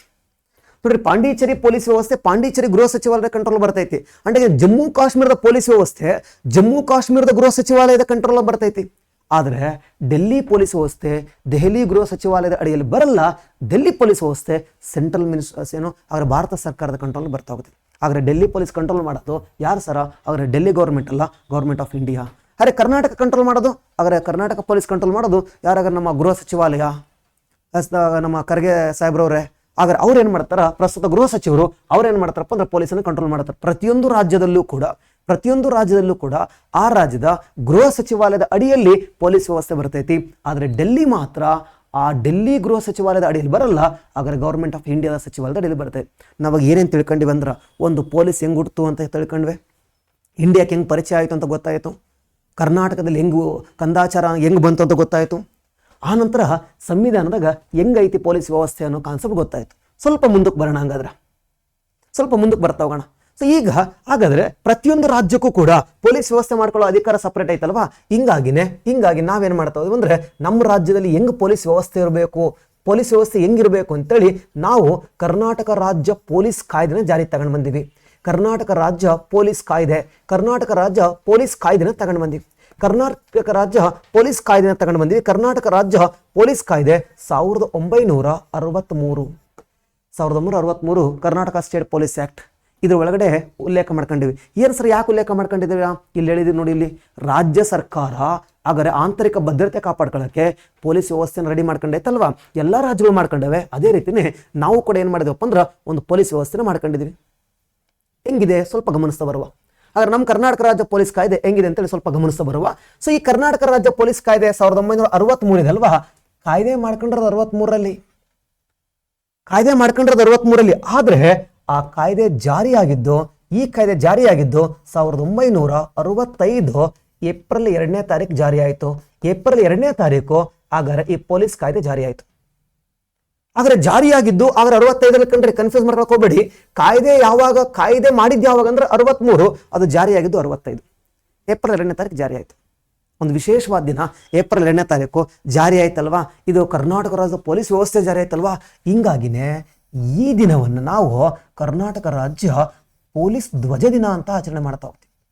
ಪೊಲೀಸ್ ಧ್ವಜ ದಿನ, ಹಾಗಾದ್ರೆ ಪೊಲೀಸ್ ಫ್ಲಾಗ್ ಡೇ ಅಂತ ಆಚರಣೆ ಮಾಡ್ತಾ ಹೋಗ್ತೀವಿ. ಪೊಲೀಸ್ ಧ್ವಜ ದಿನ ಅಂತ ಆಚರಣೆ ಮಾಡ್ತಾ ಹೋಗ್ತೀವಿ. ಹಾಗಾದ್ರೆ ಪೊಲೀಸ್ ಫ್ಲಾಗ್ ಡೇ ಯಾವಾಗ ಸರ್ ಅಂತಂದ್ರೆ ಏಪ್ರಿಲ್ 2ನೇ ತಾರೀಕು. ನಾವು ಸುಮ್ಮನೆ ತಮಾಷೆ ಹೇಳ್ತಿರ್ತೀವಿ, ಏಪ್ರಿಲ್ 1ನೇ ತಾರೀಕು ಯಾರಾದ್ರೂ ನೀವು ಜಾಸ್ತಿ ಬೇರೆನೂ ಫೂಲ್ ಮಾಡಿದ್ರೆ 2ನೇ ತಾರೀಕು ಫ್ಲಾಗ್ ನೋಡ್ಬೇಕಾಗ್ತೈತಿ ಅಂತ. ಯಾಕಂದ್ರೆ ಪೊಲೀಸ್ ಸ್ಟೇಷನ್ಗೆ ಹೋಗಿರ್ತಾರಲ್ವ, ಹಂಗಾಗಿ ಪೊಲೀಸ್ ಫ್ಲಾಗ್ ಡೇ ಈಸಿ ನೆನ್ಪಿಟ್ಕೋಬೋದು. ಇವಾಗ ಫೂಲ್ ಮಾಡಿದ್ರೆ ನೆಕ್ಸ್ಟ್ ಡೇ ಎಲ್ಲಿರ್ತೀರಂದ್ರೆ ಪೊಲೀಸ್ ಫ್ಲಾಗ್ ನೋಡ್ಕೊಂತ ಕುಂತಿರ್ತೀರಿ. ಏಪ್ರಿಲ್ 2ನೇ ತಾರೀಕು ಪೊಲೀಸ್ ಫ್ಲಾಗ್ ಡೇ. ಯಾಕೆ ಸರ್ ಏಪ್ರಿಲ್ 2ನೇ ತಾರೀಕೆ ಮಾಡಬೇಕು? ಹಾಗಾದ್ರೆ ಏಪ್ರಿಲ್ 2ನೇ ತಾರೀಕು ಕರ್ನಾಟಕ ರಾಜ್ಯ ಪೊಲೀಸ್ ಆ್ಯಕ್ಟ್ ಅನ್ನ ಜಾರಿಗೊಳಿಸಿದ ದಿನ. ಹಿಂಗಾಗಿ ಏಪ್ರಿಲ್ 2ನೇ ತಾರೀಕನ್ನು ನಾವು ಪೊಲೀಸ್ ಧ್ವಜ ದಿನ ಅಂತ ಆಚರಣೆ ಮಾಡ್ತೀವಿ. ಹಂಗೆ ಸ್ವಲ್ಪ ಇನ್ನೊಂದು ಟಾಪಿಕನ್ನು ಕಂಪೇರ್ ಮಾಡಿಬಿಡ್ತೀನಿ. ಇಲ್ಲಿ ಇನ್ನೊಂದು ಟಾಪಿಕನ್ನು ಹಂಗೆ ಸ್ವಲ್ಪ ಕಂಪೇರ್ ಮಾಡಿಬಿಡ್ತೀನಿ. ಇಲ್ಲಿ ಸ್ವಲ್ಪ ಗಮನಿಸ್ತಾ ಬನ್ನಿ. ಈ ಕಡೆ ನಮ್ಮ ಹಾಗಾದ್ರೆ ಅವಿಭಜಿತ ಜಮ್ಮು ಕಾಶ್ಮೀರ ಇದೆ, ಅವಿಭಜಿತ ಜಮ್ಮು ಕಾಶ್ಮೀರ, ಅನ್ಡಿವೈಡೆಡ್ ಜಮ್ಮು ಕಾಶ್ಮೀರ ಇದೆ. ಇದ್ರ ಒಳಗಡೆ ಸೊ ಈಗ ಇದನ್ನು ನೀವು ಜಮ್ಮು ಕಾಶ್ಮೀರ ಅಂತ ಕರ್ಕೊಳ್ತಾ ಇದ್ದೀವಿ. ಈ ಕಡೆ ಬಂದ್ರೆ ಲಡಾಖ್ ಅಂತ ಇದೆ, ಲಡಾಖ್ ಅಂತ ಇದೆ. ಸೊ ಈ ಲಡಾಖ್ ಒಳಗಡೆ ಏನಾಯ್ತು ಅಂತಂದ್ರೆ 1959ರಲ್ಲಿ ಆದರೆ ಅಕ್ಟೋಬರ್ 21ನೇ ತಾರೀಕು ಚೀನಾ ದೇಶ ಏನ್ ಮಾಡ್ತೈತೆ ಅಂದ್ರೆ ಹೇಳ್ದೆ ಕೇಳದೆ ಲಡಾಖ್ ಮೇಲೆ ದಾಳಿ ಮಾಡಿಬಿಡ್ತೈತೆ ಕಣ್ರಿ. ಹಠಾತ್ ದಾಳಿ ಮಾಡಿಬಿಡ್ತೈತಿ. ಚೀನಾ ದಾಳಿ ಮಾಡ್ತೈತೆ 1959. ಹಾಗಾದ್ರೆ ಅಕ್ಟೋಬರ್ 21ನೇ ತಾರೀಕು ಚೀನಾ ದೇಶ ಏನ್ ಮಾಡ್ತೈತೆ ಅಂದ್ರೆ ಹೇಳಲ್ಲ ಕಣ್ರಿ, ಯಾವುದೇ ಮುನ್ಸೂಚನೆ ಕೊಡಲ್ಲ, ಹಠಾತ್ ದಾಳಿ ಮಾಡ್ಬಿಡ್ತೈತಿ. ಲಡಾಖ್ ಅಲ್ಲಿ ಒಂದು ಪ್ಲೇಸ್ ಇದೆ, ಯಾವ್ದು ಗೊತ್ತಾ? ಹಾಟ್ ಸ್ಟ್ರಿಂಗ್ ಅಂತೇಳಿ. ಲಡಾಖ್ ಒಳಗಡೆ ಹಾಟ್ ಸ್ಟ್ರಿಂಗ್ ಅಂತ ಒಂದು ಪ್ಲೇಸ್ ಇದೆ. ಹಾಟ್ ಸ್ಟ್ರಿಂಗ್ ಅಂತ ಒಂದು ಪ್ಲೇಸ್ ಇದೆ. ಲಡಾಖ್ ಒಳಗಡೆ ಹಾಟ್ ಸ್ಟ್ರಿಂಗ್ ಅಂತ ಒಂದು ಪ್ಲೇಸ್ ಇದೆ. ಸೊ ಇವತ್ತಿನ ಲಡಾಖು ಅವತ್ತದು ಜಮ್ಮು ಕಾಶ್ಮೀರದ ಭಾಗ ಆಗಿತ್ತು. ಸೊ ಇವತ್ತಿನ ಲಡಾಖ್ ಭಾಗದಲ್ಲಿ ಹಾಟ್ ಸ್ಟ್ರಿಂಗ್ ಅಂತ ಒಂದು ಪ್ಲೇಸ್ ಇದೆ. ಈ ಹಾಟ್ ಸ್ಟ್ರಿಂಗ್ ಮೇಲೆ ಚೀನಾ ಹೇಳದೆ ಕೇಳದೆ ದಾಳಿ ಮಾಡ್ತು. ಟಿಬೆಟಿಯನ್ನರು ಭಾರತಕ್ಕೆ ಬಂದಿದ್ರು, ನಾವು ಅವರಿಗೆ ಆಶ್ರಯ ಕೊಟ್ವಿ. ಸೊ ಟಿಬೆಟಿಯನ್ನರು ಭಾರತಕ್ಕೆ ಬಂದಿದ್ರು, ಭಾರತಕ್ಕೆ ಬಂದಂತ ಟಿಬೆಟಿಯನ್ನರಿಗೆ ಸೊ ನಾವು ಆಶ್ರಯ ಕೊಡ್ತಾ ಹೋದ್ವಿ. ಆಶ್ರಯ ಕೊಟ್ಟದಕ್ಕೆ ಚೀನಾ ಏನ್ ಮಾಡ್ತು ಗೊತ್ತಾ? ಇಂಡಿಯಾದ ಮೇಲೆ ಹೇಳದೆ ಕೇಳದೆ ದಾಳಿ ಮಾಡ್ತು. ಆ ಟೈಮಲ್ಲಿ ಈ ಹಾಟ್ ಸ್ಟ್ರಿಂಗ್ ಅಲ್ಲಿ ಹಾಗಾದ್ರೆ 300+ CRPF ಯೋಧರು ಇದ್ರಲ್ಲಿ. CRPF central reserve police force, ಕೇಂದ್ರ ಗೃಹ ಸಚಿವಾಲಯದ ಅಡಿಯಲ್ಲಿ ಬರ್ತೈತದು. ಹಾಗಾದ್ರೆ ಪ್ಯಾರಾಮಿಲಿಟರಿ ಫೋರ್ಸ್ ಅಂತ ಕರಿತಾ ಹೋಗ್ತೀವಿ. ಇದ್ರ ಬಗ್ಗೆ ನಾವು ಇನ್ನೊಂದ್ಸರಿ ಯಾವಾಗ ಮಾತಾಡೋದಂತ CRPF, BSF, SSB, ITBP ಬಗ್ಗೆ. ಹಾಗಾದ್ರೆ ಈ ಕರ್ನಾಟಕದ ಬಗ್ಗೆ ಅಷ್ಟೇ ಮಾತಾಡುವ. ಇಲ್ಲಿ 300+ ಹಾಗಾದ್ರೆ CRPF ಯೋಧರಿದ್ರು. ಹಾಗಾದ್ರೆ ಆಗ್ತಾನೆ ಸ್ವತಂತ್ರ ಬಂದೈತೆ ನಮಗೆ. ಇನ್ನು ನಮ್ಮ ಆರ್ಮಿ ಅಷ್ಟು ಬಲಿಷ್ಠ ಆಗಿರ್ಲಿಲ್ಲ ಅವಾಗ. ಸೊ ಹಂಗಿರ್ಬೇಕಾದ್ರೆ ಹಠಾತ್ತಾಗಿ ಚೀನಾ ದಾಳಿ ಮಾಡ್ತು. ಚೀನಾ ದಾಳಿ ಮಾಡಿದಾಗ 300ಕ್ಕೂ ಹೆಚ್ಚು ಪೊಲೀಸ್ ಅಧಿಕಾರಿಗಳು ಏನಿದ್ರಲ್ಲ ಅವರೆಲ್ಲರೂ ಕೂಡ ಹಾಗಾದ್ರೆ ಹುತಾತ್ಮರಾಗ್ತಾರೆ. ಅವರೆಲ್ಲರೂ ಹುತಾತ್ಮರಾಗ್ತಾರೆ. ಹಾಗಾದ್ರೆ ನಿಮ್ಗೆ ಜಸ್ಟ್ ಇಮ್ಯಾಜಿನೇಷನ್, ಸ್ವಾತಂತ್ರ್ಯವನ್ನು ತಗೊಂಡಿದ್ದು ನಾವು ಸ್ವಲ್ಪ ಫ್ರೀ ಆಗಿರ್ಬೇಕು, ಚೆನ್ನಾಗಿರ್ಬೇಕು ಅಂತೇಳಿ ಜಲಿಯನ್ ವಾಲಾಬಾಗ್ ದುರಂತಕ್ಕಿಂತ ಜಾಸ್ತಿ ಜನ ಸತ್ತೋದ್ರು. ಜಲಿಯನ್ ವಾಲಾಬಾಗ್ ದುರಂತಕ್ಕಿಂತ ಜಾಸ್ತಿ ಜನ ಹುತಾತ್ಮರು. ಹಾಗಾದ್ರೆ ಬಿಳಿಯ ಹಿಮ ಏನಾಯ್ತು? ರಕ್ತಗತ ಆಗ್ಬಿಡ್ತು. ಒಂದು ಕರಾಳ ದಿನ ಆಯ್ತು. ಹಾಗಾದ್ರೆ ಈ ಅಕ್ಟೋಬರ್ 21 ಅನ್ನೋದು ಹಾಗಾದ್ರೆ ನಮ್ಮಲ್ಲಿ ಒಂದು ದೊಡ್ಡ ಕರಾಳ ದಿನ ಆಯ್ತು. ಹಿಂಗಾಗಿನೇ ನಾವು ಈ ದಿನವನ್ನ ಸ್ಮರಿಸಬೇಕು ಅಂತೇಳಿ ಅಕ್ಟೋಬರ್ 21 ಪೊಲೀಸ್ ಹುತಾತ್ಮರ ದಿನ ಅಂತ ಆಚರಣೆ ಮಾಡ್ತೀವಿ. ಪೊಲೀಸ್ ಹುತಾತ್ಮರ ದಿನ ಅಂತ ಆಚರಣೆ ಮಾಡ್ತಾ ಹೋಗ್ತೀವಿ. ಈಗ ನಮ್ಗೆ 2 ದಿನ ಗೊತ್ತಾಯ್ತು. ಒಂದು ಪೊಲೀಸ್ ಫ್ಲಾಗ್ ಡೇ, ಇನ್ನೊಂದು ಪೊಲೀಸ್ ಹುತಾತ್ಮರ ದಿನ. ಒಂದು ಪೊಲೀಸ್ ಧ್ವಜ ದಿನ ಯಾಕೆ ಮಾಡ್ತಾ ಹೋಗ್ತೀವಿ? ಕರ್ನಾಟಕ ರಾಜ್ಯ ಪೊಲೀಸ್ ಕಾಯ್ದೆ ಜಾರಿ ಆಯಿತು, ಹಿಂಗಾಗಿ ಅದು ಪೊಲೀಸ್ ಧ್ವಜ ದಿನ. ಹುತಾತ್ಮರ ದಿನ ಅಂತ ಯಾಕೆ ಆಚರಣೆ ಮಾಡ್ತಾ ಹೋಗ್ತೀವಿ? ಹಾಟ್ ಸ್ಟ್ರಿಂಗ್ ಮೇಲೆ ಚೀನಾ ಹೇಳದೆ ಕೇಳದೆ ದಾಳಿ ಮಾಡ್ತು. ಅವತ್ತು ಪಾಪ ನಮ್ಮ ಯೋಧರು ರೆಡಿ ಆಗಿರಲಿಲ್ಲ. ನಮ್ಮ ಯೋಧರ ಹತ್ರ ನಾವಿನ್ನು ಅಷ್ಟು ಶಸ್ತ್ರಸಜ್ಜಿತವಾಗಿರಲಿಲ್ಲ ಆ ಟೈಮಲ್ಲಿ ಇನ್ನೂ ಕೂಡ. ಯಾಕಂದ್ರೆ ಇನ್ನು ಸ್ವತಂತ್ರ ಬಂದು ಕೆಲವೇ ಒಂದು 12 ವರ್ಷ ಆಗಿದೆ ಅಷ್ಟೇ. ಇನ್ನು ನಮ್ಮ ದೇಶ ಬಲಿಷ್ಠ ಆಗಬೇಕಾಗಿತ್ತು. ಇಂಥ ಟೈಮಲ್ಲಿ ಚೀನಾ ದೇಶ ಹೇಳದೆ ಕೇಳದೆ ದಾಳಿ ಮಾಡೋದಕ್ಕೆ ನಾವು ಅನೇಕ ನಮ್ಮ ಪ್ಯಾರಾಮಿಲಿಟರಿ ಫೋರ್ಸ್ CRPF ಯೋಧರನ್ನ ಕಳ್ಕೊಂಡ್ವಿ ನಾವು. ಈ ಒಂದು ಕರಾಳ ದಿನವನ್ನ ಮತ್ತೆ ಅವ್ರನ್ನ ಸ್ಮರಿಸಬೇಕು, ನಾವು ಅವ್ರನ್ನ ನೆನೆಸ್ಬೇಕಲ್ವೇ. ಹಿಂಗಾಗಿನೇ ನಾವು ಪ್ರತಿ ವರ್ಷ ಅಕ್ಟೋಬರ್ 21 ಪೊಲೀಸ್ ಹುತಾತ್ಮರ ದಿನ ಅಂತ ಏನು ಮಾಡ್ತಾ ಹೋಗ್ತೀವಿ? ಸ್ಮರಿಸ್ತಾ ಹೋಗ್ತೀವಿ. ಸ್ವಲ್ಪ ಮುಂದೆ ಬರ್ತಾ ಹೋಗುವ 2 ಪಾಯಿಂಟನ್ನು ನಿಮಗೆ ಹೇಳ್ತಾ ಹೋದೆ. ಒಂದು ಪೊಲೀಸ್ ಫ್ಲಾಗ್ ಡೇ, ಇನ್ನೊಂದು ಯಾವುದಪ್ಪ ಅಂದ್ರೆ ಪೊಲೀಸ್ ಹುತಾತ್ಮರ ದಿನ. ಕಂಪೇರ್ ಮಾಡ್ಕೊಳ್ತಾ ಹೋದ್ರೆ ನಿಮಗೆ ಕನ್ಫ್ಯೂಸ್ ಆಗಲ್ಲ ಅಂತ ಅರ್ಥ. ಇಲ್ಲಾಂದ್ರೆ ಕನ್ಫ್ಯೂಸ್ ಆಗಿಬಿಡ್ತೈತಿ. ಅಕ್ಟೋಬರ್ 21 ಏನು, ಹಾಗಾದ್ರೆ ಏಪ್ರಿಲ್ 2 ಏನು ಅಂತೇಳಿ. ಈಗ ನಿಮಗೆ ಕ್ಲಾರಿಫಿಕೇಶನ್ ಆಗಿದೆ ಅಂತ ಅನ್ಕೊಳ್ಳುವ. ನೆಕ್ಸ್ಟ್ ಮುಂದಕ್ಕೆ ಬರ್ತಾ ಹೋಗ್ತೀನಿ. ಮತ್ತೇನಿದೆ ಸರ್ ಪೊಲೀಸ್ ವ್ಯವಸ್ಥೆಯಲ್ಲಿ? ಹೆಂಗಿದೆ ನಮ್ಮ ಪೊಲೀಸ್ ವ್ಯವಸ್ಥೆ? ಸ್ವಲ್ಪ ಗಮನಿಸ್ತಾ ಬರುವ ನಮ್ಮ ಪೊಲೀಸ್ ವ್ಯವಸ್ಥೆ ಹೆಂಗಿದೆ ಅಂತೇಳಿ ಸ್ವಲ್ಪ ಗಮನಿಸ್ತಾ ಬರುವ. ನಮ್ಮಲ್ಲಿ ಇಡೀ ಕರ್ನಾಟಕ ರಾಜ್ಯದಲ್ಲಿ 6 ಕಮಿಷನರ್ ನಗರಗಳಿದಾವೆ. 6 ಪೊಲೀಸ್ ಕಮಿಷನರ್ ನಗರಗಳಿದಾವೆ. 6 ಪೊಲೀಸ್ ಕಮಿಷನರ್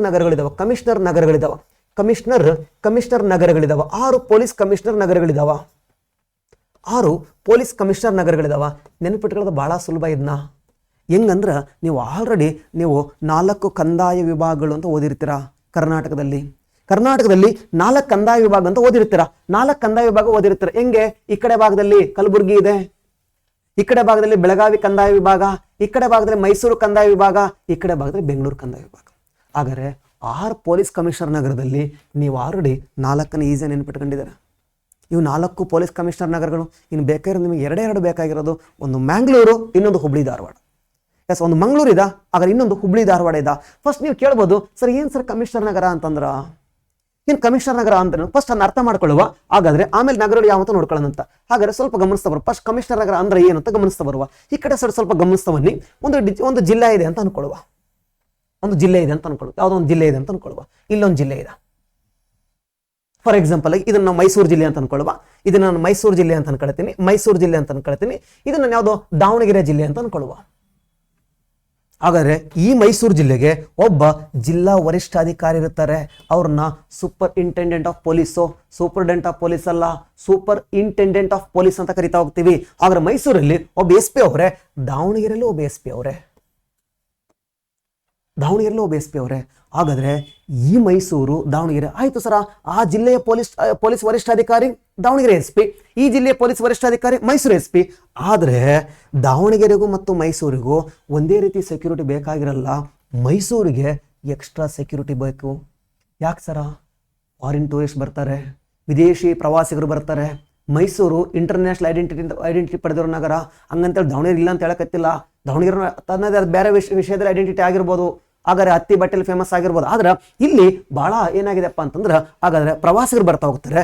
ಇಲ್ಲಿಗೆ ಜಾಸ್ತಿ ಸೆಕ್ಯೂರಿಟಿ ಬೇಕು. ಇದಕ್ಕೆ ಜಾಸ್ತಿ ನಾವು ಈ ಪ್ಲೇಸ್ ಮೇಲೆ ಜಾಸ್ತಿ ಕಾನ್ಸಂಟ್ರೇಟ್ ಮಾಡಬೇಕು, ಈ ನಗರದ ಬಗ್ಗೆ ಕಾನ್ಸಂಟ್ರೇಟ್ ಮಾಡಬೇಕು. ಅದಕ್ಕೋಸ್ಕರನೇ ಈ ನಗರವನ್ನು ನೋಡ್ಕೊಳ್ಳೋಕ್ಕೆ ಒಬ್ಬ ಕಮಿಷನರ್ನ ನೇಮಕ ಮಾಡ್ತೀವಿ. ಹಾಗಾದ್ರೆ ಮೈಸೂರು ಜಿಲ್ಲೆ ಒಬ್ಬ SP ಅವರೇ, ಜೊತೆಗೆ ಒಬ್ಬ ಕಮಿಷನರ್ ಅವರೇ. ಹಾಗಾದ್ರೆ SP ಅವ್ರು ಏನು ಮಾಡ್ತಾರೆ? ಮೈಸೂರು ನಗರದ ಬಗ್ಗೆ ಏನು ತಲೆ ಕೆಡಿಸ್ಕೊಳ್ಳಲ್ಲ. ಮೈಸೂರು ನಗರದಲ್ಲಿ ಏನಾರ ಆಯಿತು ಅಂದರೆ ಎಲ್ಲ ಮ್ಯಾಟ್ರ್ ಯಾರ ಹತ್ರ ಹೋಗ್ತದೆ ಗೊತ್ತಾ? ಮೈಸೂರು ಕಮಿಷನರ್ ಹತ್ರ ಹೋಗ್ತೈತಿ. ಸರ್ ಮೈಸೂರು ಹೊರಗಡೆ ಆಯಿತು, ಹಾಗಾದ್ರೆ ಹುಣಸೂರಲ್ಲಿ ಆಯ್ತು ಏನಾದರೂ ಒಂದು, ಅಥವಾ ಈ ಕಡೆ ಸೈಡ್ ಅದು ನಂಜನಗೂಡಲ್ಲಿ ಏನೋ ಸಮಸ್ಯೆ ಆಯಿತು, ಆಗ ಆ ಫೈಲು ಮೈಸೂರು ಕಮಿಷನರ್ಗೆ ಹೋಗಲ್ಲ, SP ಗೆ ಹೋಗ್ತೈತಿ. ಸರ್ ವಾಟ್ ಅಬೌಟ್ ದಾವಣಗೆರೆಯಲ್ಲಿ ಏನಾದ್ರು ಆಯ್ತು ಅಂದ್ರೂ ಆ ಫೈಲು SP ಹತ್ರಕ್ಕೆ ಹೋಗುತ್ತೆ. ಈ ಕಡೆ ಹರಿಹರದಾಗ ಏನಾದ್ರು ಆಯಿದ್ರು SP ಗೆ ಹೋಗ್ತೈತಿ.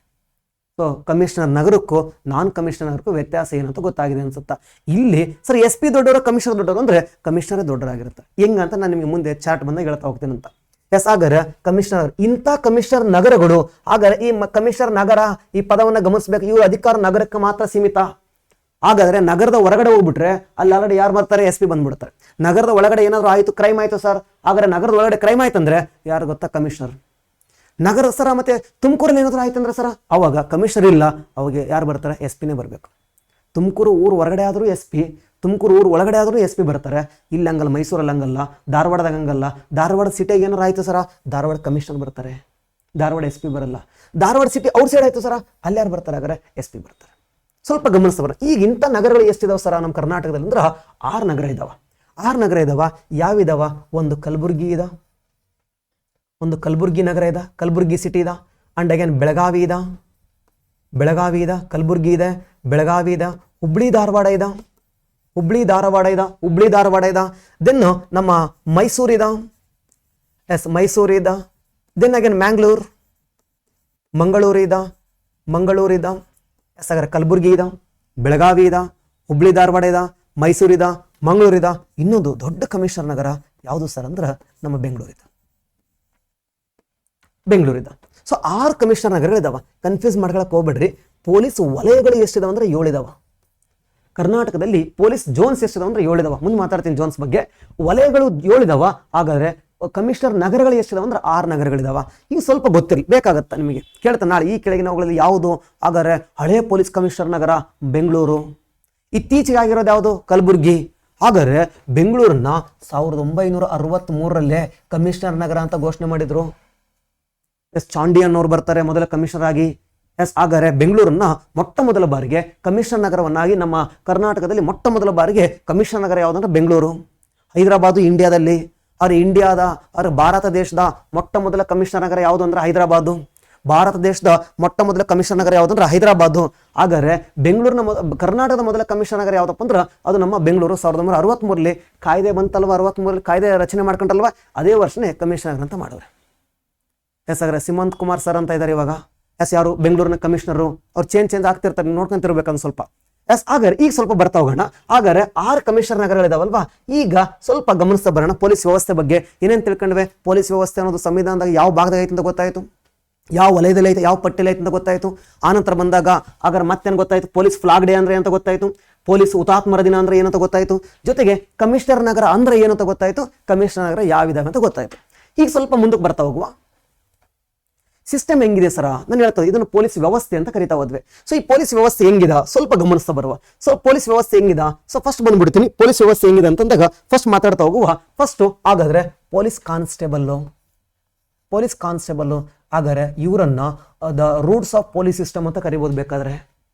ಹಾಗಾದ್ರೆ ಪೊಲೀಸ್ ವ್ಯವಸ್ಥೆ ಬೇರುಗಳು ಅಂತ ಬೇಕಾದ್ರೆ ಕರ್ಕೋಬಹುದು. ಹಾಗಾದ್ರೆ ಪೊಲೀಸ್ ಕಾನ್ಸ್ಟೇಬಲ್, ಈ ಪೊಲೀಸ್ ಕಾನ್ಸ್ಟೇಬಲ್ ಇರ್ತಾರಲ್ವಾ, ಹಾಗಾದ್ರೆ ಈ ಪೊಲೀಸ್ ಕಾನ್ಸ್ಟೇಬಲ್ ನ ಮೇಲ್ಗಡೆ ಯಾರು ಇರ್ತಾರೆ ಸರ? ಹಾಗಾದ್ರೆ ಹೆಡ್ ಕಾನ್ಸ್ಟೇಬಲ್ ಇರ್ತಾರೆ. ನಮ್ಮಲ್ಲಿ ಸೀನಿಯರ್ ಕಾನ್ಸ್ಟೇಬಲ್ ಅಂತ ಏನಿಲ್ಲ, ಕೆಲವೊಂದು ರಾಜ್ಯಗಳಲ್ಲಿ ಹಂಗಿದೆ. Police constable, senior police constable, head police constable ಅಂತೇಳಿ ಅವ್ರವ್ರ ರಾಜ್ಯದಲ್ಲಿ ಮಾಡ್ಕೊಂಡಿರ್ಬೋದು. ಯಾಕಂದ್ರೆ ನಾನು ನಿಮ್ಗೆ ಹೇಳಿದ್ದೀನಿ ಪೊಲೀಸ್ ವ್ಯವಸ್ಥೆ ಅನ್ನೋದು ರಾಜ್ಯ ಪಟ್ಟಿ ಆಗಿರೋದ್ರಿಂದ ಪ್ರತಿ ರಾಜ್ಯಗಳಿಗೂ ಬೇರೆ ಬೇರೆ ರೀತಿಯ ವ್ಯವಸ್ಥೆ ಇರ್ಬೋದು. ನಮ್ಮಲ್ಲಿ ಹಂಗಿಲ್ಲ. ಪೊಲೀಸ್ ಕಾನ್ಸ್ಟೇಬಲ್ ಆದ್ಮೇಲೆ ಯಾರು ಬರ್ತಾರೆ ಸರ್ ಅಂದ್ರೆ ಹೆಡ್ ಕಾನ್ಸ್ಟೇಬಲ್ ಬರ್ತಾರೆ. ಹೆಡ್ ಕಾನ್ಸ್ಟೇಬಲ್ಗಿಂತ ಸ್ವಲ್ಪ ಮೇಲೆ ಹೋದ್ರೆ ಯಾರು ಬರ್ತಾರೆ ಸರ್ ಅಂತಂದ್ರೆ ಹಾಗಾದ್ರೆ ASI ಬರ್ತಾರೆ. ASI assistant sub inspector, additional sub inspector ಅಲ್ಲ, ಅಸಿಸ್ಟೆಂಟ್ ಸಬ್ ಇನ್ಸ್ಪೆಕ್ಟರ್ ಬರ್ತಾರೆ. ಹಾಗಾದ್ರೆ ಅಸಿಸ್ಟೆಂಟ್ ಸಬ್ ಇನ್ಸ್ಪೆಕ್ಟರ್ ಬರ್ತಾರೆ. ಅವ್ರ ಮೇಲ್ಗಡೆ ಹಾಗಾದ್ರೆ PSI ಬರ್ತಾರೆ.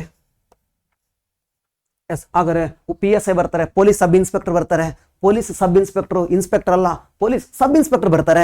PSI ಮೇಲ್ಗಡೆ ಯಾರು ಬರ್ತಾರೆ ಸರ್ ಅಂದ್ರೆ ಹಾಗಾದ್ರೆ ಇನ್ಸ್ಪೆಕ್ಟರ್ ಬರ್ತಾರೆ, ಅಥವಾ ಹಾಗಾದ್ರೆ ಸರ್ಕಲ್ ಪೊಲೀಸ್ ಇನ್ಸ್ಪೆಕ್ಟರ್ CPI ಬರ್ತಾರೆ. ಪೊಲೀಸ್ ಇನ್ಸ್ಪೆಕ್ಟರ್ ಅಂದ್ರೆ ಒಂದೇ, ಇನ್ಸ್ಪೆಕ್ಟರ್ ಅಂದ್ರೆ ಒಂದೇ, ಸರ್ಕಲ್ ಪೊಲೀಸ್ ಇನ್ಸ್ಪೆಕ್ಟರ್ ಅಂದ್ರೆ ಕೂಡ ಒಂದೇ. ಸಾಮಾನ್ಯವಾಗಿ ಇವೆಲ್ಲ ಹಿಂಗೆ ಇರ್ತೈತೆ ನೋಡ್ರಿ, ಏನೂ ಚೇಂಜ್ ಆಗಲ್ಲ. ಇನ್ನು ನೆಕ್ಸ್ಟ್ ಬರೋದು ಚೇಂಜ್ ಆಗ್ತೈತಿ. ನೆಕ್ಸ್ಟ್ ಬರೋದು ಸರ CPI ಮೇಲೆ ಯಾರು ಇರ್ತಾರೆ ಸರ, ಯಾರು ಇರ್ತಾರೆ ಅನ್ನೋದು ಚೇಂಜ್ ಆಗುತ್ತಾ? ಅದಕ್ಕಿಂತ ಮೊದಲು ಇದ್ರ ಬಗ್ಗೆ ಇನ್ನೊಂದು ಸ್ವಲ್ಪ ಮಾತಾಡ್ಬಿಡ್ತೀನಿ. ಸೊ ಪೊಲೀಸ್ ಕಾನ್ಸ್ಟೇಬಲ್ ಅಂತ ಬಂದಾಗ ಹಾಗಾದ್ರೆ ಇವ್ರ ಹತ್ರ ಹಾಗಾದ್ರೆ KSP ಅಂತ ಬ್ಯಾಡ್ಜ್ ಹಾಕಿರ್ತಾರ. ಅವ್ರ ಬ್ಯಾಡ್ಜಲ್ಲಿ KSP ಅಂತ ಇರ್ತೈತಿ, ಕರ್ನಾಟಕ ಸ್ಟೇಟ್ ಪೊಲೀಸ್ ಒಂದು ಬ್ಯಾಡ್ಜ್ ಹಾಕೊಂಡಿರ್ತಾರೆ. ಆ ಬ್ಯಾಡ್ಜಲ್ಲಿ ಹಾಗಾದ್ರೆ ಕರ್ನಾಟಕ ಸ್ಟೇಟ್ ಪೊಲೀಸ್ ಅಂತ ಇರ್ತೈತಿ, KSP.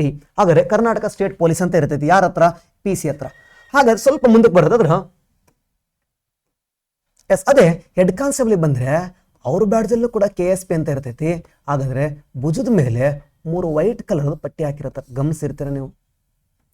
ಸರ್ ಭುಜದ ಮೇಲೆ 3 ವೈಟ್ ಕಲರ್ ಏನ್ ಹಾಕಿರ್ತಾರಪ್ಪ, ಪಟ್ಟಿಯನ್ನು ಹಾಕಿರ್ತಾರ ಅಂದ್ರೆ ಹೆಡ್ ಕಾನ್ಸ್ಟೇಬಲ್ ಆಗೋರೆ. ಹಾಗಾದ್ರೆ ಇವ್ರ PC ಡೈರೆಕ್ಟ್ ರಿಕ್ರೂಟ್ಮೆಂಟ್ ಆಗ ಯಾರು ಮಾಡ್ತಾರೆ? PC ನ ಡೈರೆಕ್ಟ್ ರಿಕ್ರೂಟ್ಮೆಂಟ್ ಮಾಡ್ತೀವಿ. ಹಾಗಾದ್ರೆ PSI ನ ಡೈರೆಕ್ಟ್ ರಿಕ್ರೂಟ್ಮೆಂಟ್ ಮಾಡ್ತೀವಿ. ಉಳಿದಿರೋ ಯಾವ ಡೈರೆಕ್ಟ್ ರಿಕ್ರೂಟ್ಮೆಂಟ್ ಅಲ್ಲ, ಅವೆಲ್ಲ ಪ್ರಮೋಷನ್. ಹಾಗಾದ್ರೆ PC ನೋಟಿಫಿಕೇಶನ್ ಮಾಡ್ತಾರ, PSI ಮಾಡ್ತಾರ. ಆಮೇಲೆ ಮತ್ತೆ ಕೇಳ್ಬಿಡ್ರಿ ಸರ್ ASI ನೋಟಿಫಿಕೇಶನ್ ಯಾವ ಮಾಡ್ತಾರ ಅಂತೇಳಿ, ಮಾಡಲ್ಲ. ಸರ್ ಡೈರೆಕ್ಟ್ ರಿಕ್ರೂಟ್ಮೆಂಟ್ PC, ಇನ್ನೊಂದು ಯಾವ್ದಾದ್ರೆ PSI. ಹಾಗಾದ್ರೆ ASI ಮತ್ತೆ SI ಎಲ್ಲ ಪ್ರಮೋಷನ್ ಮೇಲೆ ತಗೊಳ್ತಾರೆ. ASI ಯಾರ ಸರ? ASI ಹಾಗಾದ್ರೆ ಅವ್ರನ್ನ ಹೆಂಗೆ ಕಂಡುಹಿಡಬೇಕು? ಸೇಮು KSP ಅಂತ ಇರ್ತೈತಿ. ಇವ್ರ ಭುಜದ ಮೇಲೆ ಒಂದು ಸ್ಟಾರ್ ಇರ್ತೈತಿ. ಹಾಗಾದ್ರೆ ಇವರಿಗೆ ಡಿಸಿಷನ್ ಪವರ್ ಬಂತು ಸ್ವಲ್ಪ. ಆದ್ರೆ ಇವ್ರು ಫೈನ್ ಹಾಕ್ಬೋದು, ಇವ್ರು ಫೈನ್ ಹಾಕಾಗಲ್ಲ.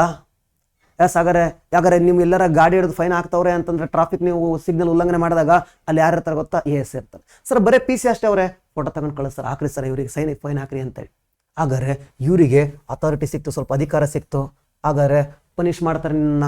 ಇಲ್ಲಿಂದ ಬಂದ್ರೆ PSI. ಹಾಗಾದ್ರೆ PSIಗೆ KSP ಅಂತ ಇರ್ತೈತಿ. KSP ಜೊತೆಗೆ 2 ಸ್ಟಾರ್ ಹಾಕಿರ್ತಾರೆ, ಡಬಲ್ ಸ್ಟಾರ್ ಹಾಕೋರೆ, 2 ಸ್ಟಾರ್ ಹಾಕಿರ್ತಾರೆ. ಹಾಗಾದ್ರೆ ಪ್ರೊಬೇಷನರಿ ಪೀರಿಯಡ್ ಅಲ್ಲಿ 1 ಸ್ಟಾರ್ ಇರ್ತೈತಿ. 2 ವರ್ಷ ಆದ್ಮೇಲೆ ಪ್ರೊಬೇಷನರಿ ಪೀರಿಯಡ್ ಕ್ಲಿಯರ್ ಆದ್ಮೇಲೆ 2 ಸ್ಟಾರ್ ಸಿಗ್ತಾ ಹೋಗ್ತಾವೆ. ಆಮೇಲೆ ಸಾಮಾನ್ಯವಾಗಿ ರೂರಲ್ ಏರಿಯಾಗಳಲ್ಲಿ ಈ ವಾಸ್ ದ ಸ್ಟೇಷನ್ ಇನ್ಚಾರ್ಜು. ಆ ಇಡೀ ಠಾಣೆಯ ಮುಖ್ಯಸ್ಥರು ಯಾರಾಗಿರ್ತಾರೆ ಅಂತಂದ್ರೆ PSI ಆಗಿರ್ತಾರೆ. ರೂರಲ್ ಏರಿಯಾಗಳಲ್ಲಿ ಸಾಮಾನ್ಯವಾಗಿ ಹಳ್ಳಿ ಭಾಗಕ್ಕೆ ಹೋಗ್ಬಿಟ್ರೆ ಇಡೀ ಸ್ಟೇಷನ್ಗೆ ಹಾಗಾದ್ರೆ PSI ಇನ್ಚಾರ್ಜ್ ಆಗಿರ್ತಾರ. ಸ್ವಲ್ಪ ಅವ್ರ ಮೇಲ್ಗಡೆ ಯಾರು ಇರ್ತಾರೆ ಅಂದ್ರೆ CPI ಬರ್ತಾರೆ. ಇವ್ರ ಬ್ಯಾಡ್ಜು ಕೂಡ KSP ಅಂತ ಇರ್ತೈತಿ. ಇವ್ರ ಮೇಲ್ಗಡೆ ಇವ್ರ ಹತ್ರ 3 ಸ್ಟಾರ್ ಹಾಕಿರ್ತಾರೆ. ಜೊತೆಗೆ ಗೊತ್ತಿರಲಿ 2 ಪಟ್ಟಿಯನ್ನು ಹಾಕಿರ್ತಾರೆ. 2 ಪಟ್ಟಿಗಳು ಇರ್ತಾವೆ, ಒಂದು ಬ್ಲೂ ಕಲರು, ಇನ್ನೊಂದು ರೆಡ್ ಕಲರ್. 2 ಪಟ್ಟಿ ಇರ್ತಾವೆ. ಹಾಗಾದ್ರೆ 3 ಸ್ಟಾರ್ ಇರ್ತೈತಿ, 2 ಪಟ್ಟಿ ಇರ್ತೈತಿ. ಇದು ಪ್ರತಿ ಪೊಲೀಸ್ ಸ್ಟೇಷನ್. ಸಾಮಾನ್ಯವಾಗಿ ನಾವು ನಗರ ಭಾಗಕ್ಕೆ ಬಂದ್ಬಿಟ್ರೆ ಹಾಗಾದ್ರೆ ಇವ್ರು ಹೆಡ್ ಆಗಿರ್ತಾರೆ ಸ್ಟೇಷನ್ಗೆ. ನಾವು ನಗರ ಭಾಗಕ್ಕೆ ಬಂದ್ರೆ ಇವರು ಇಡೀ ಸ್ಟೇಷನ್ಗೆ ಹೆಡ್ ಆಗಿರ್ತಾರೆ. ಯಾರು? ಇನ್ಸ್ಪೆಕ್ಟರ್ ಹೆಡ್ ಆಗಿರ್ತಾರೆ. ಹಾಗಾದ್ರೆ ಹಳ್ಳಿ ಭಾಗಕ್ಕೆ ಹೋದ್ರೆ ಹಾಗಾದ್ರೆ ಯಾರು? SI ಹೆಡ್ ಆಗಿರ್ತಾರೆ. ಇನ್ನು ವ್ಯವಸ್ಥೆ ಏನಾಗಿರ್ತೈತಿ? ಸೇಮ್ ಇರ್ತೈತಿ. ಓಕೆ, ಈಗ ಇದೆಲ್ಲ ಸೇಮ್ ಕಂಡ್ರೆ ಒಂದು ಸ್ಟೇಷನ್ ಅಂತ ಅಂದಾಗ ಇಷ್ಟು ಜನ ಇರ್ತಾರೆ, ಹಳ್ಳಿ ಭಾಗದಲ್ಲಾದ್ರೆ ಇಷ್ಟು ಇರ್ತಾರೆ, ಸಿಟಿ ಭಾಗದಲ್ಲಾದ್ರೆ ಇಷ್ಟು ಜನರು ಇರ್ತಾರೆ. ಒಂದು ಸಿಟಿ ಭಾಗಕ್ಕೆ ಬಂದರೆ 4 ಜನ PSIಗಳು ಇರ್ತಾರೆ. ಇರಲಿ, ಈಗ CPI ಐತಲ್ವಾ ಸರ್, CPI ಮೇಲೆ ಯಾರು ಬರ್ತಾರ? ಸರ್ಕಲ್ ಪೊಲೀಸ್ ಇನ್ಸ್ಪೆಕ್ಟರ್ ಮೇಲೆ ಯಾರು ಬರ್ತಾರೆ? ಹಾಗಾದ್ರೆ ಇಲ್ಲಿ ಸರ್ಕಲ್ ಪೊಲೀಸ್ ಇನ್ಸ್ಪೆಕ್ಟರ್ ಮೇಲೆ ಯಾರು ಬರ್ತಾರೆ ಅಂತಂದ್ರೆ ಇಲ್ಲಿ ಸ್ವಲ್ಪ ನೀವು ಯೋಚನೆ ಮಾಡಬೇಕು. ಇಲ್ಲಿ ಸ್ವಲ್ಪ ವ್ಯತ್ಯಾಸ ಆಗುತ್ತಾ. ಸೊ ಈ CPI ಮೇಲ್ಗಡೆ ಯಾರು ಬರ್ತಾರೆ ಸರ್ ಅಂತಂದ್ರೆ CPI ನ ಮೇಲ್ಗಡೆ. ಹಾಗಾದ್ರೆ CPI ಇದಾರಲ್ವಾ, ಈ CPI ನ ಮೇಲ್ಗಡೆ ಯಾರು ಬರ್ತಾರೆ ಅಂತಂದ್ರೆ ಗಮನಿಸ್ತಾ ಹೋಗಿ. ಇನ್ ಕೇಸ್ ಏನಾದರೂ ಅದು ಕಮಿಷನರ್ ನಗರ ಆಗಿತ್ತು ಅಂದ್ರೆ ಅಲ್ಲಿ ಹಾಗಾದ್ರೆ ACP ಬರ್ತಾರೆ, ಅಸಿಸ್ಟೆಂಟ್ ಕಮಿಷನರ್ ಆಫ್ ಪೊಲೀಸ್ ಬರ್ತಾರೆ. ಆದರೆ ಬೆಂಗಳೂರು ಒಳಗಡೆ ACP ಇರ್ತಾರೆ. ಹಾಗಾದ್ರೆ CPI ಮೇಲ್ಗಡೆ ACP ಇರ್ತಾರೆ. ಹಾಗಾದ್ರೆ ಅದೇ ಇಲ್ಲ ಸರ್, ಅವ್ರು ಕಮಿಷನರ್ ನಗರ ಅಲ್ಲ ಸರ್, ನಾನ್ ಕಮಿಷನರ್ ನಗರ ಆಗೈತಿ, ಅಲ್ಲಿ ಕಮಿಷನರ್ ನಗರ ಅಲ್ಲ, ನಾನ್ ಕಮಿಷನರ್ ನಗರ ಆಗೈತೆ ಅಂದ್ರೆ ಅಲ್ಲಿ ಯಾರು ಇರ್ತಾರೆ ಅಂದ್ರೆ DYSP ಇರ್ತಾರೆ, ಡೆಪ್ಯೂಟಿ ಸೂಪರಿಂಟೆಂಡೆಂಟ್ ಆಫ್ ಪೊಲೀಸ್ ಇರ್ತಾರ, DYSP ಇರ್ತಾರ. ಹಾಗಾದ್ರೆ ಸೇಮ್ ರ್ಯಾಂಕಿಂಗ್ ಕಂಡ್ರೆ ಅವ್ರದ್ದು ರ್ಯಾಂಕಿಂಗ್ ಎಲ್ಲ ಸೇಮ್ ಇರ್ತೈತಿ. ಹಾಗಾದ್ರೆ ಸರ್ ಇವ್ರದ್ದು ಹೆಂಗಿರ್ತೈತಿ ಬ್ಯಾಡ್ಜು? ಇವ್ರದ್ದು ಬ್ಯಾಡ್ಜ್ ಹೆಂಗಿರ್ತೈತಿ ಅಂದ್ರೆ ಇವ್ರಿಗೆ KSP ಅಂತ ಇರಲ್ಲ, ಬದಲಾಗಿ KSPS ಅಂತ ಇರ್ತೈತಿ, ಕರ್ನಾಟಕ ಸ್ಟೇಟ್ ಪೊಲೀಸ್ ಸರ್ವಿಸ್ ಅಂತ ಇರ್ತೈತಿ. ಜೊತೆಗೆ 3 ಸ್ಟಾರ್ ಹಾಕಿರ್ತಾರ. ಇಬ್ರು 3 ಸ್ಟಾರ್. ಆ CPIನು 3 ಸ್ಟಾರ್ ಅಲ್ವೇ? ಹೌದು, ಅವ್ರದ್ದು KSP, ಇವ್ರದ್ದು KSPS, Karnataka state police service. ಹಾಗಾದ್ರೆ ಬೆಂಗಳೂರಿಗೆ ಬಂದರು ಅಂದರೆ ಅವ್ರು ACP, ತುಮಕೂರಿಗೆ ಹೋದರೆ ಅವ್ರು DYSP. ಬೆಂಗಳೂರ DYSP ಆಫೀಸ್ ಇಲ್ಲ, ACP ಆಫೀಸ್ ಇದಾವೆ. ಯಾಕೆ? ಇವು ಕಮಿಷನರ್ ನಗರ. ಆದರೆ ಕಮಿಷನರ್ ನಗರಗಳಲ್ಲ, ಆದರೆ ಕಮಿಷನರ್ ನಗರಗಳಾದರೆ ಕಮಿಷನರ್ ನಗರಗಳಾದರೆ CPI ಮೇಲ್ಗಡೆ ACP ಬರ್ತಾರೆ. ನಾನ್ ಕಮಿಷನರ್ ನಗರ ಸರ್, ಕಮಿಷನರ್ ಬಿಟ್ಟು ಬೇರೆ ನಗರ ಆಗೈತೆ ಅಂದ್ರೆ CPI ಮೇಲ್ಗಡೆ ಯಾರು ಬರ್ತಾರೆ ಅಂದ್ರೆ DYSP ಬರ್ತಾ ಹೋಗ್ತಾರೆ. ಈಗ ಸ್ವಲ್ಪ ಗಮನಿಸ್ತಾ ಹೋಗುವ. ಹಾಗಾದ್ರೆ ACP ಮೇಲ್ಗಡೆ ಯಾರು ಅವರೇ ಸರ? ಇದಕ್ಕೋಸ್ಕರ ನಾವು ವ್ಯವಸ್ಥೆ ಅಂತ ಕರೆದಿರೋದು ಕಣ್ರಿ. ಎಸ್, ಆದರೆ ಯಾರಿಗೂ ಕೂಡ ಪೂರ್ತಿ ಅಧಿಕಾರನೂ ಇಲ್ಲ, ಹಂಗಂತೇಳಿ ಯಾರು ಕೂಡ ಕಮ್ಮಿ ಅಧಿಕಾರನೂ ಎಂಜಾಯ್ ಮಾಡ್ತಿಲ್ಲ. ಎಸ್, ಹಾಗಾದ್ರೆ ಇದೊಂದು ವ್ಯವಸ್ಥೆ. ACP ಮೇಲ್ಗಡೆ ಹಾಗಾದ್ರೆ ಯಾರು ಬರ್ತಾರ ಸರ್ ಅಂದ್ರೆ DCP ಬರ್ತಾರ. ಎಸ್, ಹಾಗಾದ್ರೆ ACP ಮೇಲ್ಗಡೆ ಇವರು assistant commissioner of police. Yes, assistant commissioner of police, deputy commissioner of police. ಸಾಮಾನ್ಯವಾಗಿ DC ಈಕ್ವಲ್ ಕೇಡರ್ ಕಂಡಿರೋದು DCP. ಹಾಗಾದ್ರೆ DCP ಬರ್ತಾರ. ಈ ಕಡೆ ಸೈಡ್ ಬಂದ್ರೆ ASPನೂ ಇರ್ತಾರ. ASP ಮೇಲ್ಗಡೆ ಡೈರೆಕ್ಟ್ ಆಗಿ SP ಕೂಡ ಬರ್ತಾರ. ಮಧ್ಯದಲ್ಲಿ ಒಬ್ಬ ASP ಅಂತ ಇರ್ತಾರ. ASP ಇರ್ಬೋದು ಅಥವಾ ಇರದೇ ಇರ್ಬೋದು.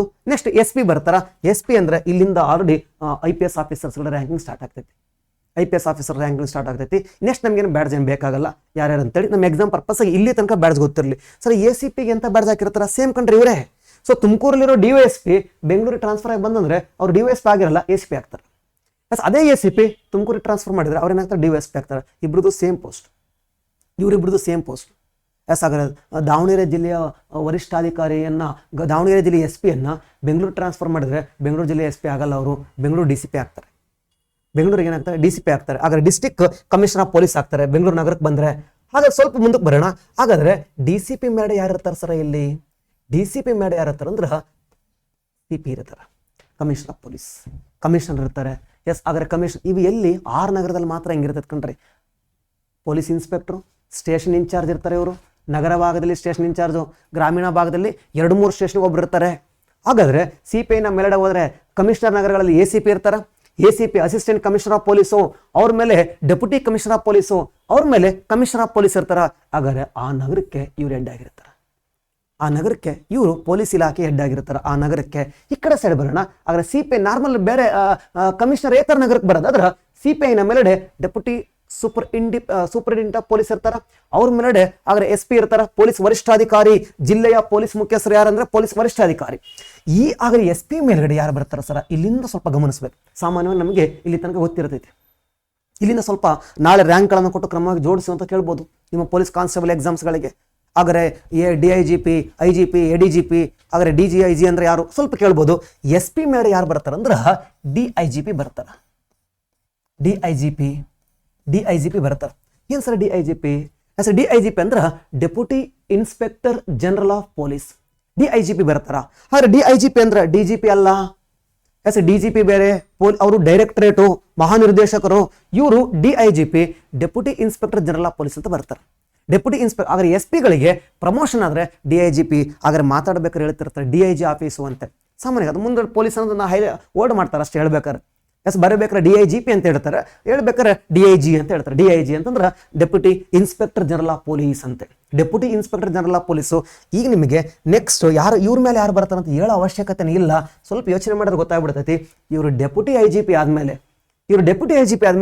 ನೆಕ್ಸ್ಟ್ 100% ಯಾರು ಬರಬೇಕಾದ್ರೆ IGPನೇ ಬರ್ತಾರೆ. ಇದ್ರ ಫುಲ್ ಫಾರ್ಮ್ ನೆನ್ಪಿಟ್ಕೊಂಡ್ಬಿಟ್ರೆ ಇದು ನೆನಪಿರ್ತೈತಿ. IGP ಫುಲ್ ಫಾರ್ಮ್ ಏನು?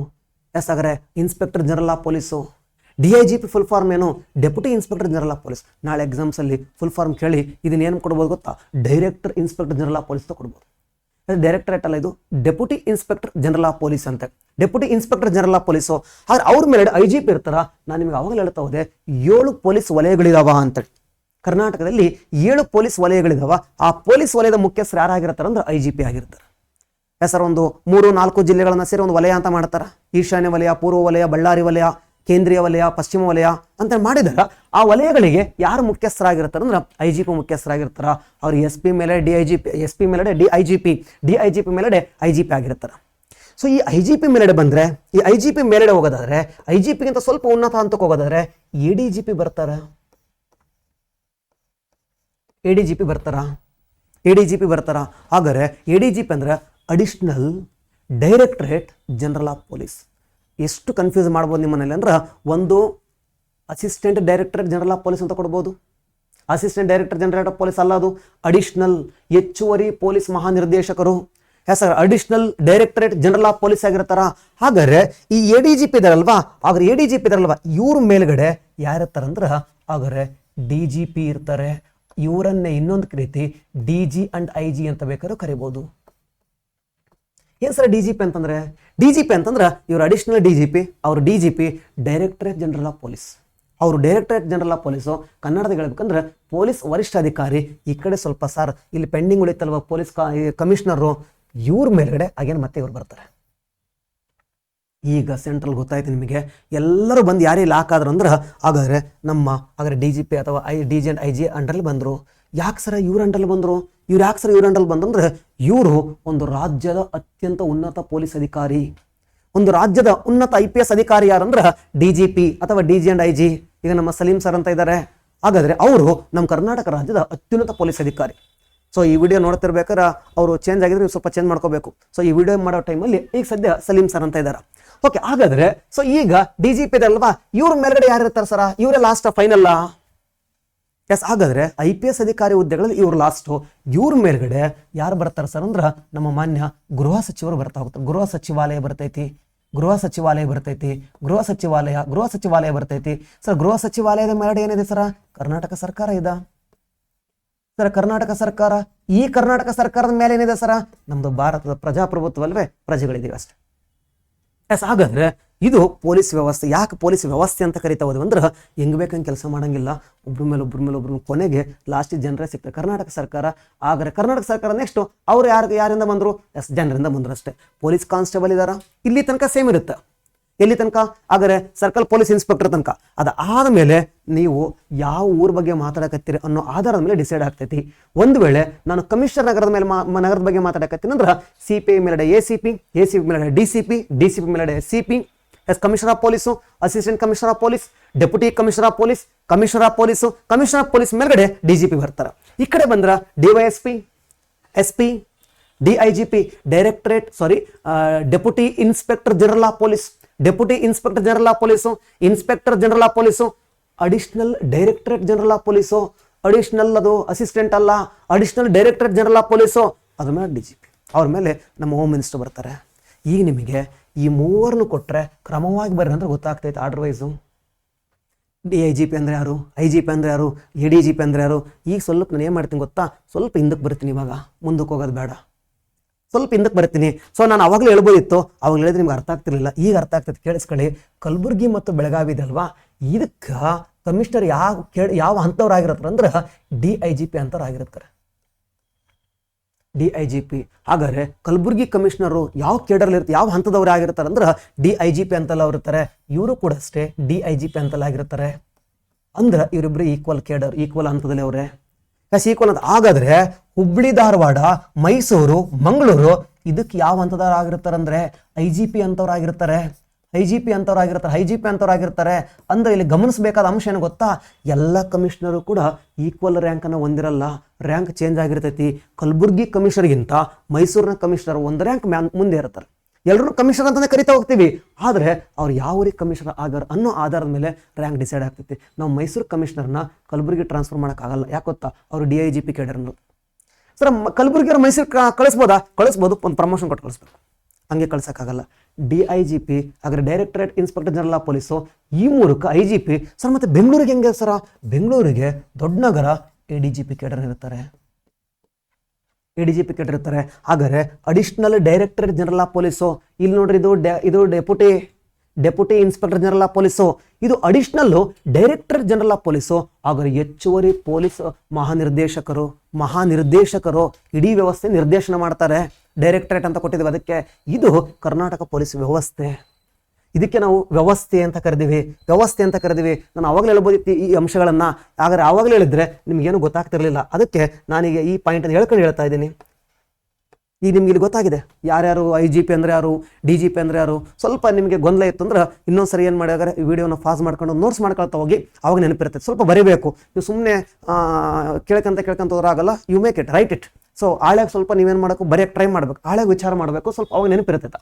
ನೆಕ್ಸ್ಟ್ ಮುಂದಕ್ಕೆ ಬರ್ತಾ ಹೋಗೋಣ. ಈಗ ನಮ್ಮ ಕರ್ನಾಟಕದ ಪೊಲೀಸ್ ವ್ಯವಸ್ಥೆ ಬಗ್ಗೆ ನಿಮ್ಗೆ ಗೊತ್ತಾಯಿತು. ಈಗ ಬರ್ತಾ ಹೋಗೋಣ ನಮ್ಮ ಕರ್ನಾಟಕ ರಾಜ್ಯ ಪೊಲೀಸ್. ಕರ್ನಾಟಕ ರಾಜ್ಯದಲ್ಲಿ 7 ಪೊಲೀಸ್ ವಲಯಗಳನ್ನು ಕಾಣ್ತಾ ಹೋಗ್ತೀವಿ. 7 ಪೊಲೀಸ್ ವಲಯಗಳಿದಾವ. ಹಾಗಾದ್ರೆ ಪೊಲೀಸ್ ಜೋನ್ಸ್ ಎಷ್ಟಿದಾವ ಅಂದ್ರೆ 7 ಇದಾವ. ಆದ್ರೆ 7 ಪೊಲೀಸ್ ವಲಯಗಳಿದಾವ. ಹಾಗಾದ್ರೆ 32 ಜಿಲ್ಲೆಗಳು ಇದಾವ. 32 ಜಿಲ್ಲೆಗಳು. ಆದ್ರೆ 32 ಪೊಲೀಸ್ ಜಿಲ್ಲೆಗಳಿದಾವ. ಕನ್ಫ್ಯೂಸ್ ಮಾಡ್ಕೋಬೇಡಿ. ಹಾಗಾದ್ರೆ 31 ಜಿಲ್ಲೆಗಳು, ಎಕ್ಸ್ಟ್ರಾ ಒಂದು KGF ಅಂತ ಒಂದು ಜಿಲ್ಲೆ ಇದೆ. ಹಾಗಾದ್ರೆ ಟೋಟಲ್ 32 ಜಿಲ್ಲೆಗಳು ಎಷ್ಟು ಅಂದ್ರೆ 31. ಪೊಲೀಸ್ ಜಿಲ್ಲೆಗಳು ಎಷ್ಟು ಅಂದ್ರೆ 32. ಹಾಗಾದ್ರೆ ಕೋಲಾರ ಗೋಲ್ಡ್ಫೀಲ್ಡ್ಗೆ ಒಬ್ರು SP ನೇಮಕ ಮಾಡ್ತೀವಿ. ಯಾಕೆ ಸರ್ KGFಗೆ SP ನೇಮಕ ಮಾಡಬೇಕು, ರಾಕಿಯವನ ಅಂತ ಅಲ್ಲ. ಯಾಕೆ ನಾವು ನೇಮಕ ಮಾಡಬೇಕು ಅಂತಂದ್ರೆ ಕಾರಣ ಇಷ್ಟೇ. ಹಾಗಾದ್ರೆ ಅಲ್ಲಿ ಏನಾದರೆ ಕ್ರೈಮ್ ವೇಟ್ ಅವನ್ನೆಲ್ಲ ನೋಡ್ಕೊಂಡು ಡಿಸೈಡ್ ಮಾಡ್ತಾರೆ. ಕ್ರೈಮ್ ರೇಟ್ ಎಷ್ಟಿದೆ, ಕ್ರೈಮ್ ವೇಟ್ ಎಷ್ಟಿದೆ, ಮತ್ತು ಅದನ್ನೆಲ್ಲ ಗಮನಿಸ್ಕೊಂಡು KGF ಅನ್ನ ಒಂದು ಪೊಲೀಸ್ ಜಿಲ್ಲೆ ಅಂತ ಮಾಡಿದ್ವಿ. ಹಿಂಗಾಗಿನೇ 32 ಹೆಂಗಾಗ್ತಾವ ಸರ್ ಅಂದ್ರೆ 31 ಪ್ಲಸ್ KGF ಅಪ್ಲಿಕೇಶನ್ ಹಾಕ್ಬೇಕಾದ್ರೆ KGFಗೆ ಇಷ್ಟು PC ಅಂತ ಇರ್ತಾವೆ ನೋಡ್ಕೊಳ್ಳಿ. ಕೋಲಾರಕ್ಕೆ ನಂಬರ್ ಬೇರೆ ಇರ್ತೈತಿ, KGFಗೆ ನಂಬರ್ ಬೇರೆ ಇರ್ತೈತಿ. ನೆಕ್ಸ್ಟ್ ಮುಂದಕ್ಕೆ ಬರ್ತಾ ಹೋಗೋಣ. ಈಗ ನಿಮ್ಗೆ ಗೊತ್ತಾಯ್ತು 7 ಪೊಲೀಸ್ ವಲಯಗಳು, 32 ಜಿಲ್ಲೆಗಳು ಅಂತೇಳಿ. 32 ಜಿಲ್ಲೆ ಯಾವುದು ಸರ? 30 ನಿಮ್ಗೆ ಗೊತ್ತಿರೋ ಜಿಲ್ಲೆಗಳು ಇರ್ತಾವ, ಒಂದು ಎಕ್ಸ್ಟ್ರಾ KGF. ಹಾಗಾದ್ರೆ ಇವು ಗೊತ್ತಾಗಬೇಕು. ಇವಾಗ ಪೊಲೀಸ್ ವಲಯಗಳು ಸರಿ ಎಕ್ಸಾಮಿಗೆ ಕೇಳ್ತಾರ, ಎಕ್ಸಾಮಿಗೆ ಕೇಳೋದಿರ್ಲಿ ಕಣ್ರಿ. ನೀನು PSIಗೆ ಅಪ್ಲಿಕೇಶನ್ ಹಾಕ್ಬೇಕಂದ್ರೂ ಅದು ಗೊತ್ತಿರಬೇಕು. ಯಾಕಂದರೆ ಅಪ್ಲಿಕೇಶನ್ ಫಾರ್ಮಲ್ಲಿ ಕೇಳುತ್ತೆ ನೀನು ಯಾವ ಜೋನ್ ಬೇಕು ಸೆಲೆಕ್ಷನ್ ಮಾಡಿ, ಪ್ರಿಫರೆನ್ಸ್ ಕೊಡು ಅಂತೇಳಿ. ಆದರೆ ಯಾವ ಜೋನ್ ಬೇಕು, ನೀನು ಯಾವ ಜೋನ್ ಸೆಲೆಕ್ಟ್ ಮಾಡ್ತೀಯಲ್ವಾ, ಮಾರ್ಕ್ಸ್ ಚೆನ್ನಾಗಿತ್ತು ಅಂದರೆ ಆ ಜೋನಲ್ಲೇ ನೀನು PSI ಹಾಕಿ. ಹಾಗಾದರೆ ದಾವಣಗೆರೆ ಜೋನಿಗೆ ಹಾಕಿದೆ ಸರ್ ನಾನು ಅಂತಂದರೆ ನಿಮಗೆ ಶಿವಮೊಗ್ಗಕ್ಕೆ, ಇಲ್ಲ ಹಾವೇರಿಗೆ, ಇಲ್ಲ ಚಿತ್ರದುರ್ಗಕ್ಕೆ, ಇಲ್ಲ ದಾವಣಗೆರೆ, ಇದು ಹಿಂಗೆ ಸೇರ್ಕೊಂಡು ಒಂದು 4-5 ಜಿಲ್ಲೆಗಳನ್ನು ಸೇರಿ ಒಂದು ಜೋನ್ ಅಂತ ಮಾಡಿರ್ತಾರೆ. ಈ ಜೋನ್ಗಳಿಗೆ ಹೆಡ್ ಯಾರು ಅಂತ ಎಕ್ಸಾಮಲ್ಲಿ ಕೇಳ್ತಾರೆ. IGP ಹೆಡ್ ಆಗಿರ್ತಾರೆ. IGP ಅಂದರೆ ಯಾರಂತ ಗೊತ್ತಾಗಿದೆ ನಿಮಗೆ? SP ಮೇಲೆ DIGP ಮೇಲೆ IGP ಇರ್ತಾರೆ. ಆ IGP ಈ ಜೋನ್ಗೆ ಏನಾಗಿರುತ್ತೆ, ಹೆಡ್ ಆಗಿರ್ತಾರೆ. ಸ್ವಲ್ಪ ಗಮನಿಸ್ತಾ ಬರುವ. ಹಾಗಾದ್ರೆ ಇಡೀ ಕರ್ನಾಟಕ ರಾಜ್ಯವನ್ನು ನಾವು ಗಮನಿಸ್ತಾ ಹೋದ್ರೆ, ಸ್ವಲ್ಪ ಗಮನಿಸ್ತಾ ಬನ್ನಿ, ಸ್ವಲ್ಪ ಸರಿಯಾಗಿ ಗಮನಿಸ್ತಾ ಹೋಗಿಲ್ಲಿ. ನಿಮ್ಗೆ ಇನ್ ಕೇಸ್ ಏನಾದರೂ ಇದು ಫಾಸ್ಟ್ ಆಗ್ತೈತೆ ಅನ್ನೋದ್ರೆ ಸ್ವಲ್ಪ ಸ್ಲೋ ಇದು ಮಾಡ್ಕೊಂಡು ನೋಡ್ಕೊತ ಹೋಗಿ. ಕರ್ನಾಟಕ ರಾಜ್ಯವನ್ನು ಸ್ವಲ್ಪ ಗಮನಿಸ್ತಾ ಹೋದ್ರೆ, ಈಗ ನಮ್ಮ ಕರ್ನಾಟಕ ರಾಜ್ಯ ಏನೈತಲ್ವಾ, ಇಡೀ ಕರ್ನಾಟಕ ರಾಜ್ಯವನ್ನ ನಾವೇನು ಮಾಡಿದೆವಪ್ಪ ಅಂದ್ರೆ 7 ಪೊಲೀಸ್ ವಲಯಗಳಾಗಿ ಮಾಡಿದ್ದೀವಿ. ಹಿಂಗಿದೆ ಕರ್ನಾಟಕ ರಾಜ್ಯ. ಸ್ವಲ್ಪ ಅಸ್ತವ್ಯಸ್ತ ಆಗಿದ್ರೆ ಅಡ್ಜಸ್ಟ್ ಮಾಡ್ಕೊಳ್ಳಿ, ಅರ್ಥ ಮಾಡ್ಕೊಳ್ಳೋ ಉದ್ದೇಶ ಅಷ್ಟೇ. ಈ ಕರ್ನಾಟಕ ರಾಜ್ಯ ಐತಲ್ವಾ, ಈ ಕರ್ನಾಟಕ ರಾಜ್ಯದಲ್ಲಿ 7 ಪೊಲೀಸ್ ವಲಯಗಳು ನೆನಪಿಟ್ಕೊಳ್ಳೋದು ಭಾಳ ಸುಲಭ ಕಣ್ರಿ. ಫಸ್ಟ್ ನಮ್ಮ ಕಲ್ಯಾಣ ಕರ್ನಾಟಕ ನೋಡ್ಕೊಂಬಿಡೋಣ. ಕಲ್ಯಾಣ ಕರ್ನಾಟಕದಾಗ 7 ಜಿಲ್ಲೆಗಳು ಇದಾವೆ ಅಂತ ನಿಮ್ಗೆ ಗೊತ್ತು. ಹೈದರಾಬಾದ್ ಕರ್ನಾಟಕ ಭಾಗದಲ್ಲಿ 7 ಜಿಲ್ಲೆಗಳು ಇದಾವೆ ಅಂತ ಗೊತ್ತು. ಆ 7 ಜಿಲ್ಲೆನ 2 ಭಾಗ ಮಾಡ್ಬಿಡೋಣ ಅಷ್ಟೇ, ಮುಗಿದೋಯ್ತು. ಮೇಲೆಡೆ ಇರೋ 3 ಜಿಲ್ಲೆಗಳು 1 ವಲಯ, ಕೆಳಗಡೆ ಇರೋ 4 ಜಿಲ್ಲೆಗಳು 1 ವಲಯ. ಎಸ್, ಭಾಳ ಸಿಂಪಲ್. ಹಾಗಾದ್ರೆ 7 ವಲಯಗಳನ್ನು ಯಾವ ವಲಯದಲ್ಲಿ ಯಾವ ಜಿಲ್ಲೆಗಳಿದೆ ಅಂತ ನೆನ್ಪಿಟ್ಕೋಬೇಕಲ್ವೇ? ಫಸ್ಟ್ ನಿಮ್ಗೆ ಆಲ್ಮೋಸ್ಟ್ ಆಗಿ ಕಲ್ಯಾಣ ಕರ್ನಾಟಕ ವಿಭಾಗದ ಜಿಲ್ಲೆಗಳು ಗೊತ್ತಿರ್ತಾವ. ಸರ್ ನನಗೆ ಅದು ಗೊತ್ತಿಲ್ಲ ಸರ, ಗೊತ್ತಿಲ್ಲ ಅಂತ ಹೇಳ್ಬಿಡ್ತೀನಿ. ಒಂದು ಬೀದರ್ ಇದ, ಬೀದರ್ ಕೆಳಗಡೆ ಕಲಬುರ್ಗಿ ಇದ, ಕಲಬುರ್ಗಿ ಕೆಳಗಡೆ ಯಾದಗಿರಿ ಇದ, ಯಾದಗಿರಿ ಕೆಳಗಡೆ ಬಂದರೆ ನಮ್ಮ ರಾಯಚೂರು ಇದ, ರಾಯಚೂರಿಂದನೇ ಪ್ರತ್ಯೇಕವಾಗಿರೋದು ಕೊಪ್ಪಳ ಇದ, ಅದಾದ್ಮೇಲೆ ಬಳ್ಳಾರಿ ಇದ, ಅದಾದಮೇಲೆ the city of victory Vijayanagara ಇದೆ. ಸೊ ಒಟ್ಟು ಮೇಲೆಡೆ 3 ಜಿಲ್ಲೆಗಳು, ಒಟ್ಟು 7 ಜಿಲ್ಲೆಗಳಿದಾವೆ. ಈ 7 ಜಿಲ್ಲೆಗಳಿದಾವಲ್ವಾ, ಈ 7 ಜಿಲ್ಲೆಗಳನ್ನ ಕಲ್ಯಾಣ ಕರ್ನಾಟಕ ಅಂತ ಕರೀತಾರಲ್ವಾ, ಇದನ್ನ 2 ಭಾಗ ಮಾಡಿಬಿಡಿ ಅಷ್ಟೇ ಕಣ್ರಿ, ಮುಗಿದೋಯ್ತು. ಇದು 2 ಭಾಗ ಮಾಡಿಬಿಡಿ. ಇರೋ 7ರಲ್ಲಿ ನಮಗೆ ಆಲ್ರೆಡಿ 2 ಗೊತ್ತಾಯಿತು, ಇನ್ನು 5 ಬಗ್ಗೆ ಮಾತ್ರ ಇಷ್ಟಗಳನ್ನ ನಾವು ಇವಾಗ 2 ಗೊತ್ತಾಯ್ತು. ಹೆಂಗ್ ಸರ್, ಹೆಂಗ್ ಗೊತ್ತಾಯ್ತು? ಮೇಲ್ಗಡೆ ಇರೋದು ಒಂದು ವಲಯ, ಹಾಗಾದ್ರೆ ಬೀದರ್, ಕಲಬುರ್ಗಿ, ಯಾದಗಿರಿ ಈ 3 ಸೇರಿ ನಾವು ಈಶಾನ್ಯ ಪೊಲೀಸ್ ವಲಯ ಅಂತ ಕರಿತಾ ಹೋಗ್ತೀವಿ. ನಾನು ಚಿಕ್ಕದಾಗ ಬರೆದಿರ್ತೀನಿ, ನೀವು ಕ್ಲೀನಾಗಿ ಬರ್ಕೊಳ್ಳಿ ನೋಟ್ಸಲ್ಲಿ. ಈಶಾನ್ಯ ಪೊಲೀಸ್ ವಲಯ, ಇದ್ರದ್ದು ಹೆಡ್ ಆಫೀಸ್ ಎಲ್ಲಿದೆ ಗೊತ್ತಾ? ಇದ್ರದ್ದು ಹೆಡ್ ಕ್ವಾರ್ಟರ್ ಎಲ್ಲ ಐತಂದ್ರೆ ಕಲಬುರ್ಗಿ ಒಳಗಡೆ ಐತಿ. ಹಾಗಾದ್ರೆ ಕಲಬುರ್ಗಿ ಒಳಗಡೆ ಇದೆ ನೋಡ್ರಿ, ಕಲಬುರ್ಗಿಯಲ್ಲಿ ಒಬ್ಬ SP ಇದ್ದಾರೆ, ಕಲಬುರ್ಗಿಯಲ್ಲಿ ಒಬ್ಬ ಕಮಿಷನರ್ ಅವರೇ, ಕಲಬುರ್ಗಿಯಲ್ಲಿ IGPನೂ ಇದ್ದಾರೆ. IGP 3 ಡಿಸ್ಟ್ರಿಕ್ಟ್ ನೋಡ್ಕೊಂತಾರೆ, SP ಕಲಬುರ್ಗಿ ಜಿಲ್ಲೆಯ ಭಾಗವನ್ನು ನೋಡ್ಕೊಂತಾರೆ, ಕಮಿಷನರು ಕಲಬುರ್ಗಿ ನಗರ ನೋಡ್ಕೊಂತಾರೆ. ನಿಮ್ಗೆ ಆಲ್ರೆಡಿ ಈಗ ಕಮಿಷನರ್ಗೂ ಮತ್ತು SP ವ್ಯತ್ಯಾಸ ಏನು ಅಂತ ಗೊತ್ತಾಗ್ಬಿಟ್ಟೈತಿ. ಈಗ ನೆಕ್ಸ್ಟ್ ಮುಂದಕ್ಕೆ ಬರ್ತಾ ಹೋಗೋಣ. ಈ 3ಕ್ಕೂ ಸೇರಿ ಒಬ್ಬ IGP ಇರ್ತಾರೆ, ಅದನ್ನ ನಾವು ಹಾಗಾದ್ರೆ ಈಶಾನ್ಯ ಪೊಲೀಸ್ ವಲಯ ಅಂತ ಕರಿತಾ ಹೋಗ್ತೀವಿ. ಅಪ್ಲಿಕೇಶನ್ ಹಾಕ್ಬೇಕಾದ್ರೆ ನೀವು ನೋಡ್ ಅಪ್ಲಿಕೇಶನ್ ಹಾಕಬೇಕು. ಈ ಸೆಲೆಕ್ಷನ್ ಮಾಡಬೇಕಾದ್ರೆ ಇದನ್ನ ಪ್ರಶ್ನೆ ಕೇಳ್ತಾನವ, ನಿನಗೆ ಏನು ಬೇಕು, ನಿನಗೆ ಯಾವ ಜೋನ್ಸ್ ಬೇಕು, first preference, second preference, third preference ಎಲ್ಲನೂ ಕೇಳ್ತಾ ಹೋಗ್ತಾನೆ. ಇದಕ್ಕೆ ನಾವು ಯಾವ ವಲಯ ಅಂತ ಕರಿತಾ ಹೋಗ್ತೀವಿ ಗೊತ್ತಾ? ಬಳ್ಳಾರಿ ವಲಯ ಅಂತ ಕರಿತಾ ಹೋಗ್ತೀವಿ. ಬಳ್ಳಾರಿ ವಲಯ ಆದರೆ ಕಲಬುರಗಿ ವಲಯಕ್ಕೆ ನಾವು ಈಶಾನ್ಯ ಪೊಲೀಸ್ ವಲಯ ಅಂತ ಕರಿತೀವಿ. ಇದಕ್ಕೆ ನಾವು ಬಳ್ಳಾರಿ ವಲಯ ಅಂತ ಕರಿತೀವಿ. ಮತ್ತೆ ಪೂರ್ವ ವಲಯ, ಪಶ್ಚಿಮ ವಲಯ ಅಂತಿಲ್ಲ, ಬಳ್ಳಾರಿ ವಲಯ ಹೆಡ್ ಕ್ವಾರ್ಟರ್ ನನ್ನ ಹೇಳೋ ಅವಶ್ಯಕತೆ ಇಲ್ಲ, ಹೆಸರು ಹೇಳ್ತೈತಿ ಬಳ್ಳಾರಿ ಅಂತೇಳಿ. ಸ್ವಲ್ಪ ಈ ಕಡೆ ಬರೋಣ. ಈ ಕಡೆ ಬಂದ್ರೆ ಕರಾವಳಿ ಭಾಗದ 3 ಜಿಲ್ಲೆ ಅದಾವ ನೋಡ್ರಿ. ಉತ್ತರ ಕನ್ನಡ, ಉಡುಪಿ, ನೀವು ಪೂರ್ತಿ ಬರ್ಕೊಳ್ಳಿ. ಕೆಳಗಡೆ ದಕ್ಷಿಣ ಕನ್ನಡ ಇದ್ರ ಜೊತೆಗೆ 1 ಜಿಲ್ಲೆ ಎಕ್ಸ್ಟ್ರಾ ಸೇರಿಸ್ಕೊಳ್ಳಿ. ಯಾವುದು ಸರ್ ಅಂದ್ರೆ ನಮ್ಮ ಕಾಫಿ ನಾಡು ಚಿಕ್ಕಮಗಳೂರು. ಹಾಗಾದ್ರೆ ಒಂದು ಸ್ವಲ್ಪ ಎಕ್ಸ್ಟ್ರಾ ಸೇರಿಸ್ಕೊಳ್ತಾ ಹೋಗಿ. ಇಲ್ಲಿಗೆ ಈ 4 ಜಿಲ್ಲೆಗಳು ಸೇರ್ಕೊಂಡ್ರೆ ಇದನ್ನ ನಾವು ಹಾಗಾದ್ರೆ ಪಶ್ಚಿಮ ವಲಯ ಅಂತ ಕರಿತಾ ಹೋಗ್ತೀವಿ. ಇದನ್ನ ನಾವು ಪಶ್ಚಿಮ ವಲಯ ಅಂತ ಕರಿತಾ ಹೋಗ್ತೀವಿ. ಆದ್ರೆ ಯಾವ್ಯಾವ ಜಿಲ್ಲೆ ಸರ? ಉತ್ತರ ಕನ್ನಡ. ಹಾಗಾದ್ರೆ ಈಸಿಯಾಗಿ ಇದು ಎಲ್ಲಾ ಜಿಲ್ಲೆ ನೆನ್ಪಿಡೋ ಬದಲಿ ಕರಾವಳಿ ಜಿಲ್ಲೆಗಳು ಪ್ಲಸ್ ಚಿಕ್ಕಮಗಳೂರು ಅಂತ. ಕರಾವಳಿ ಜಿಲ್ಲೆಗಳು ಪ್ಲಸ್ ಚಿಕ್ಕಮಗಳೂರು. ಇದನ್ನ ನಾನು ಪಶ್ಚಿಮ ಪೊಲೀಸ್ ವಲಯ ಅಂತ ಕರಿತಾ ಹೋಗ್ತೀವಿ. ಇದನ್ನ ನಾವು ಪಶ್ಚಿಮ ಪೊಲೀಸ್ ವಲಯ, ಕರಾವಳಿ ಪೊಲೀಸ್ ವಲಯ ಅಲ್ಲ, ಇದು ಜಿಯೋಗ್ರಫಿ ಅಲ್ಲ, ಇದು ಪಶ್ಚಿಮ ಪೊಲೀಸ್ ವಲಯ ಅಂತ ಕರಿತೀವಿ. ಹೆಡ್ ಕ್ವಾರ್ಟರ್ ಇನ್ಯಾವರ ಮಾಡಿರ್ತಾರೆ? ಮಂಗಳೂರಲ್ಲೇ ಮಾಡಿರ್ತಾರ. ಪಶ್ಚಿಮ ಪೊಲೀಸ್ ವಲಯ ಮಂಗಳೂರು. ಹಾಗಾದ್ರೆ 3 ವಲಯಗಳು ನಮಗೆ ಫಿಕ್ಸ್ ಆಗಿಬಿಟ್ಟಿದಾವ.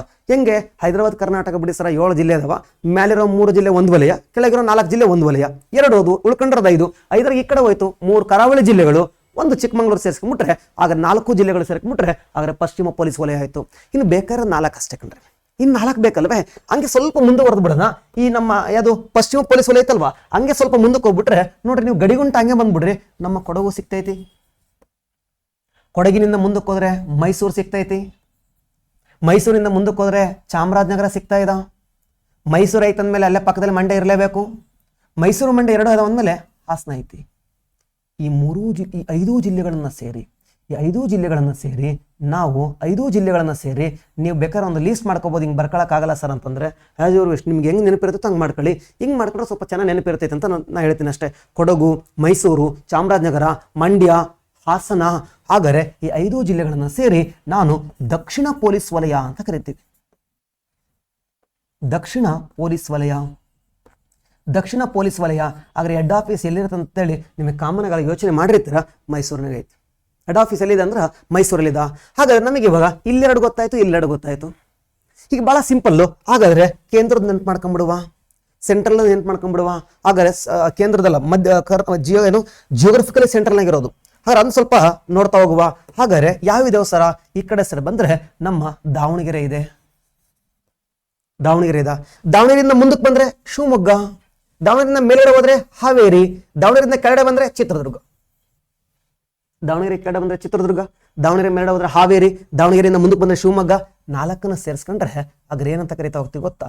4 ಸೇರಿಸ್ಕೊಂಡ್ರೆ ಇದನ್ನ ನಾವು ಕೇಳಿಸ್ಕೊಳ್ಳಿ, ಬಹಳ ಇಂಪಾರ್ಟೆಂಟು. ಕೇಂದ್ರೀಯ ವಲಯ ಅಂತ ಕರೆಯಲ್ಲ, ಪೂರ್ವ ವಲಯ ಅಂತ ಕರಿತೀವಿ. ಜಿಯೋಗ್ರಫಿಕಲಿ ಕೇಂದ್ರದ ಇದೆ, ಆದ್ರದ್ದು ಕೇಂದ್ರೀಯ ವಲಯ ಅಲ್ಲ. ಯಾವ್ದಾಗರೆ ಪೂರ್ವ ವಲಯ ಅಂತ ಕರಿತೀವಿ. ಪೂರ್ವ ಪೊಲೀಸ್ ವಲಯ ಹೆಡ್ ಕ್ವಾರ್ಟರ್ ದಾವಣಗೆರೆ ಮಾಡವ್ರೆ. ಹೆಡ್ ಕ್ವಾರ್ಟರ್ ಎಲ್ಲಿದ್ರೆ ದಾವಣಗೆರೆ. ನಾನು ಬರೆಯೋಕ್ಕೆ ಟೈಮ್ ಜಾಸ್ತಿ ಆಗುತ್ತೆ ಅಂತೇಳಿ ಶಾರ್ಟಾಗಿ ಬರೆದಿರ್ತೀನಿ. ನೀವು ನೋಟ್ಸಲ್ಲಿ ಕ್ಲಿಯರಾಗಿ ಬರ್ಕೊಳ್ಳಿ. ನನ್ನ ಉದ್ದೇಶ ಕಾನ್ಸೆಪ್ಟ್ ಅರ್ಥ ಮಾಡಿಸ್ಬೇಕಷ್ಟೇ. ನೀವು ನೋಟ್ಸಲ್ಲಿ ನಿಧಾನಕ್ಕೆ ಸ್ವಲ್ಪ ವಿಡಿಯೋ ಸ್ವಲ್ಪ ಸ್ಲೋ ಮಾಡ್ಕೊಂಡು ನಿಧಾನಕ್ಕೆ ನೋಟ್ಸ್ ಮಾಡ್ಕೊಳ್ತಾ ಹೋಗಿ, ಸಮಸ್ಯೆ ಇಲ್ಲ. ಸೊ ಪೂರ್ವ ಪೊಲೀಸ್ ವಲಯ ಆದರೆ ಹೆಡ್ ಕ್ವಾರ್ಟರ್ ಯಾವ ಊರಾಗೈತಪ್ಪ ಅಂದ್ರೆ ದಾವಣಗೆರೆಯಲ್ಲಿ ಕಂಡು ಬರ್ತದೆ. ಇನ್ನು 5 ಗೊತ್ತಾದ ನಿಮಗೆ, ಇನ್ನೆರಡು ಓದಲಿಲ್ಲ ಅಂದ್ರೂ ನಡೆಯುತ್ತೆ. ನೀವು ಹೆಂಗೆ ಸರ, ಮ್ಯಾಲೆ ಯಾವ ಉಳ್ಕೊಂಡವೋ ಅವೆಲ್ಲ ಉತ್ತರ ವಲಯ, ಕೆಳಗೆ ಉಳ್ಕೊಂಡ್ರು ಕೇಂದ್ರೀಯ ವಲಯ. ಎಸ್, ಮ್ಯಾಲೆ ಯಾವ ಉಳ್ಕೊಂಡವು ಸರ, ಮ್ಯಾಲೆ ಯಾವ ಉಳ್ಕೊಂಡಿದಾವ ಆದರೆ ಒಂದು ಬಿಜ್ಜಳನ ಆಸ್ಥಾನ ಬಿಜಾಪುರ, ಇವತ್ತಿನ ವಿಜಯಪುರ. ಅಲ್ಲಿಂದ ಮುಂದಕ್ಕೆ ಬಂದರೆ ಬೆಳಗಾವಿ. ಕಲರ್ ಸ್ವಲ್ಪ ಚೇಂಜ್ ಮಾಡ್ಬಿಡ್ತೀನಾ. ಎಸ್, ಬಿಜಾಪುರ ಇದ.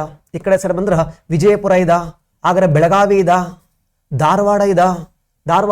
ಧಾರವಾಡದಿಂದನೇ ಪ್ರತ್ಯೇಕವಾಗಿರತಕ್ಕಂಥ ನಮ್ಮ ಗದಗ ಜಿಲ್ಲೆ ಇದ. ಆದರೆ ವಿಜಯಪುರದಿಂದ ಪ್ರತ್ಯೇಕವಾಗಿರೋದು ಬಾಗಲಕೋಟೆ ಇದ. ಆದರೆ ಇವಿಷ್ಟು ಸೇರಿ ಈ 5 ಜಿಲ್ಲೆಗಳನ್ನು ಸೇರ್ಕೊಂಡು ನಾವು ಯಾವ ವಲಯ ಅಂತ ಮಾಡಿವಿ ಅಂತಂದ್ರೆ ಉತ್ತರ ವಲಯ. ಉತ್ತರ ಪೊಲೀಸ್ ವಲಯ. ನೋಡ್ರಿ, ಇದು ಕರೆಕ್ಟಾಗಿ ನೆನ್ಪಿಟ್ಕೊಳ್ಳಿ. ಎಕ್ಸಾಮಿಗೆ ಬರುತ್ತೋ ಬಿಡುತ್ತೋ ಇದು, ಆದ್ರೆ ಅಪ್ಲಿಕೇಶನ್ ಹಾಕ್ಬೇಕಂತ ಬೇಕೇ ಬೇಕು. ಉತ್ತರ ಪೊಲೀಸ್ ವಲಯ ಅಪ್ಲಿಕೇಶನ್ ಹಾಕ್ಬೇಕಾದ್ರೆ ಸುಮ್ಮನೆ ಯಾವುದೋ ಒಂದು ಸೆಲೆಕ್ಟ್ ಮಾಡಿ ಹಾಕಿರ್ತವೆ. ಆಮೇಲೆ ಅಪಾಯಿಂಟ್ ಆದಮೇಲೆ ನಾನು ಅಲ್ಲಿ ಹೋಗ್ಬೇಕಿತ್ತು, ಇಲ್ಲಿ ಹೋಗ್ಬೇಕಿತ್ತು. ನೀನು ಎಲ್ಲಿಗೆ ಅಪ್ಲಿಕೇಶನ್ ಹಾಕ್ತೀಯೋ ಆ ಭಾಗಕ್ಕೆ ಚೆನ್ನಾಗಿ ಮಾರ್ಕ್ಸ್ ತೆಗೆದಿದ್ದೆ ಅಂತಂದರೆ ಆ ಭಾಗದಲ್ಲಿ ನೀನು ಪೋಸ್ಟ್ ಇತ್ತು ಅಂದರೆ ಫಸ್ಟ್ ಪ್ರಿಫರೆನ್ಸ್ ಈಗ ಅಲ್ಲೇ ಕೊಡ್ತಾರೆ. 7 ಸೆಲೆಕ್ಟ್ ಮಾಡಬೇಕು. First preference, second preference, third preference, fourth preference. Police ಕಾನ್ಸ್ಟೇಬಲ್ಗಲ್ಲ, PSIಗೆ ಮತ್ತು PFC ಅಪ್ಲಿಕೇಶನ್ ಹಾಕ್ಬೇಕಾದ್ರೆ ಹುಡುಕಾಡ್ಕೊಂಡು ಕುಂತಿದೆಯಾ, ಸಿಗಲ್ಲ. ನೆಕ್ಸ್ಟ್ ಮುಂದಕ್ಕೆ ಬರ್ತಾ ಹೋಗೋಣ. ಕೆಳಗಡೆ ಬಂದ್ರೆ ಎಸ್, ಎಲ್ಲಿ ಅಂತಂದರೆ ನಮ್ಮ ಯಾವುದಪ್ಪ ಅಂದ್ರೆ ಕೇಂದ್ರೀಯ ವಲಯ. ಈಸಿಯಾಗಿ ನಿಮ್ಗೆ ಗೊತ್ತಾಗ್ತೈತಿ. ಉಳಿದಿರೋ ಜಿಲ್ಲೆಗಳು ಅಷ್ಟೇ ಕಣ್ರಿ. ಚಿತ್ರದುರ್ಗದಿಂದ ಹೆಂಗೆ ನೆನ್ಪಿಟ್ಕೋಬೇಕು ಸರ, ಗಡಿ ಭಾಗದಂತ ಹೋಗ್ಬಿಟ್ರೆ ಮುಗಿದೋಯ್ತು. ನಮ್ಮ ಚಿತ್ರದುರ್ಗದಿಂದ ನಾವು ಸ್ವಲ್ಪ ಮುಂದಕ್ಕೆ ಹೋಗ್ಬಿಟ್ರೆ ಕಲ್ಪತರುನಾಡು, ತುಮಕೂರು ಸಿಗ್ತೈತಿ. ಮುಂದಕ್ಕೆ ಹೋದರೆ ನಮ್ಮ ಚಿಕ್ಕಬಳ್ಳಾಪುರ ಸಿಗ್ತೈತಿ. ಚಿಕ್ಕಬಳ್ಳಾಪುರ ಆದಮೇಲೆ ಕೋಲಾರ ಅಂತ ಅಂದ್ಬೇಡ್ರಿ, KGF ಸಿಗ್ತೈತಿ. KGF ಆದಮೇಲೆ ಕೋಲಾರ ಸಿಗ್ತಾ ಇದ್ದ. ಕೋಲಾರಿಂದ ಸ್ವಲ್ಪ ಮುಂದಕ್ಕೆ ಬಂದರೆ ಬೆಂಗಳೂರು, ಆದರೆ ರೂರಲ್ಲು.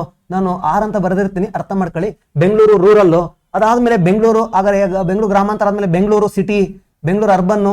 ಆದರೆ ಬೆಂಗಳೂರು ಸೌತು, ದಕ್ಷಿಣ ಬೆಂಗಳೂರು ಅಥವಾ ರಾಮನಗರ, ದಕ್ಷಿಣ ಬೆಂಗಳೂರು.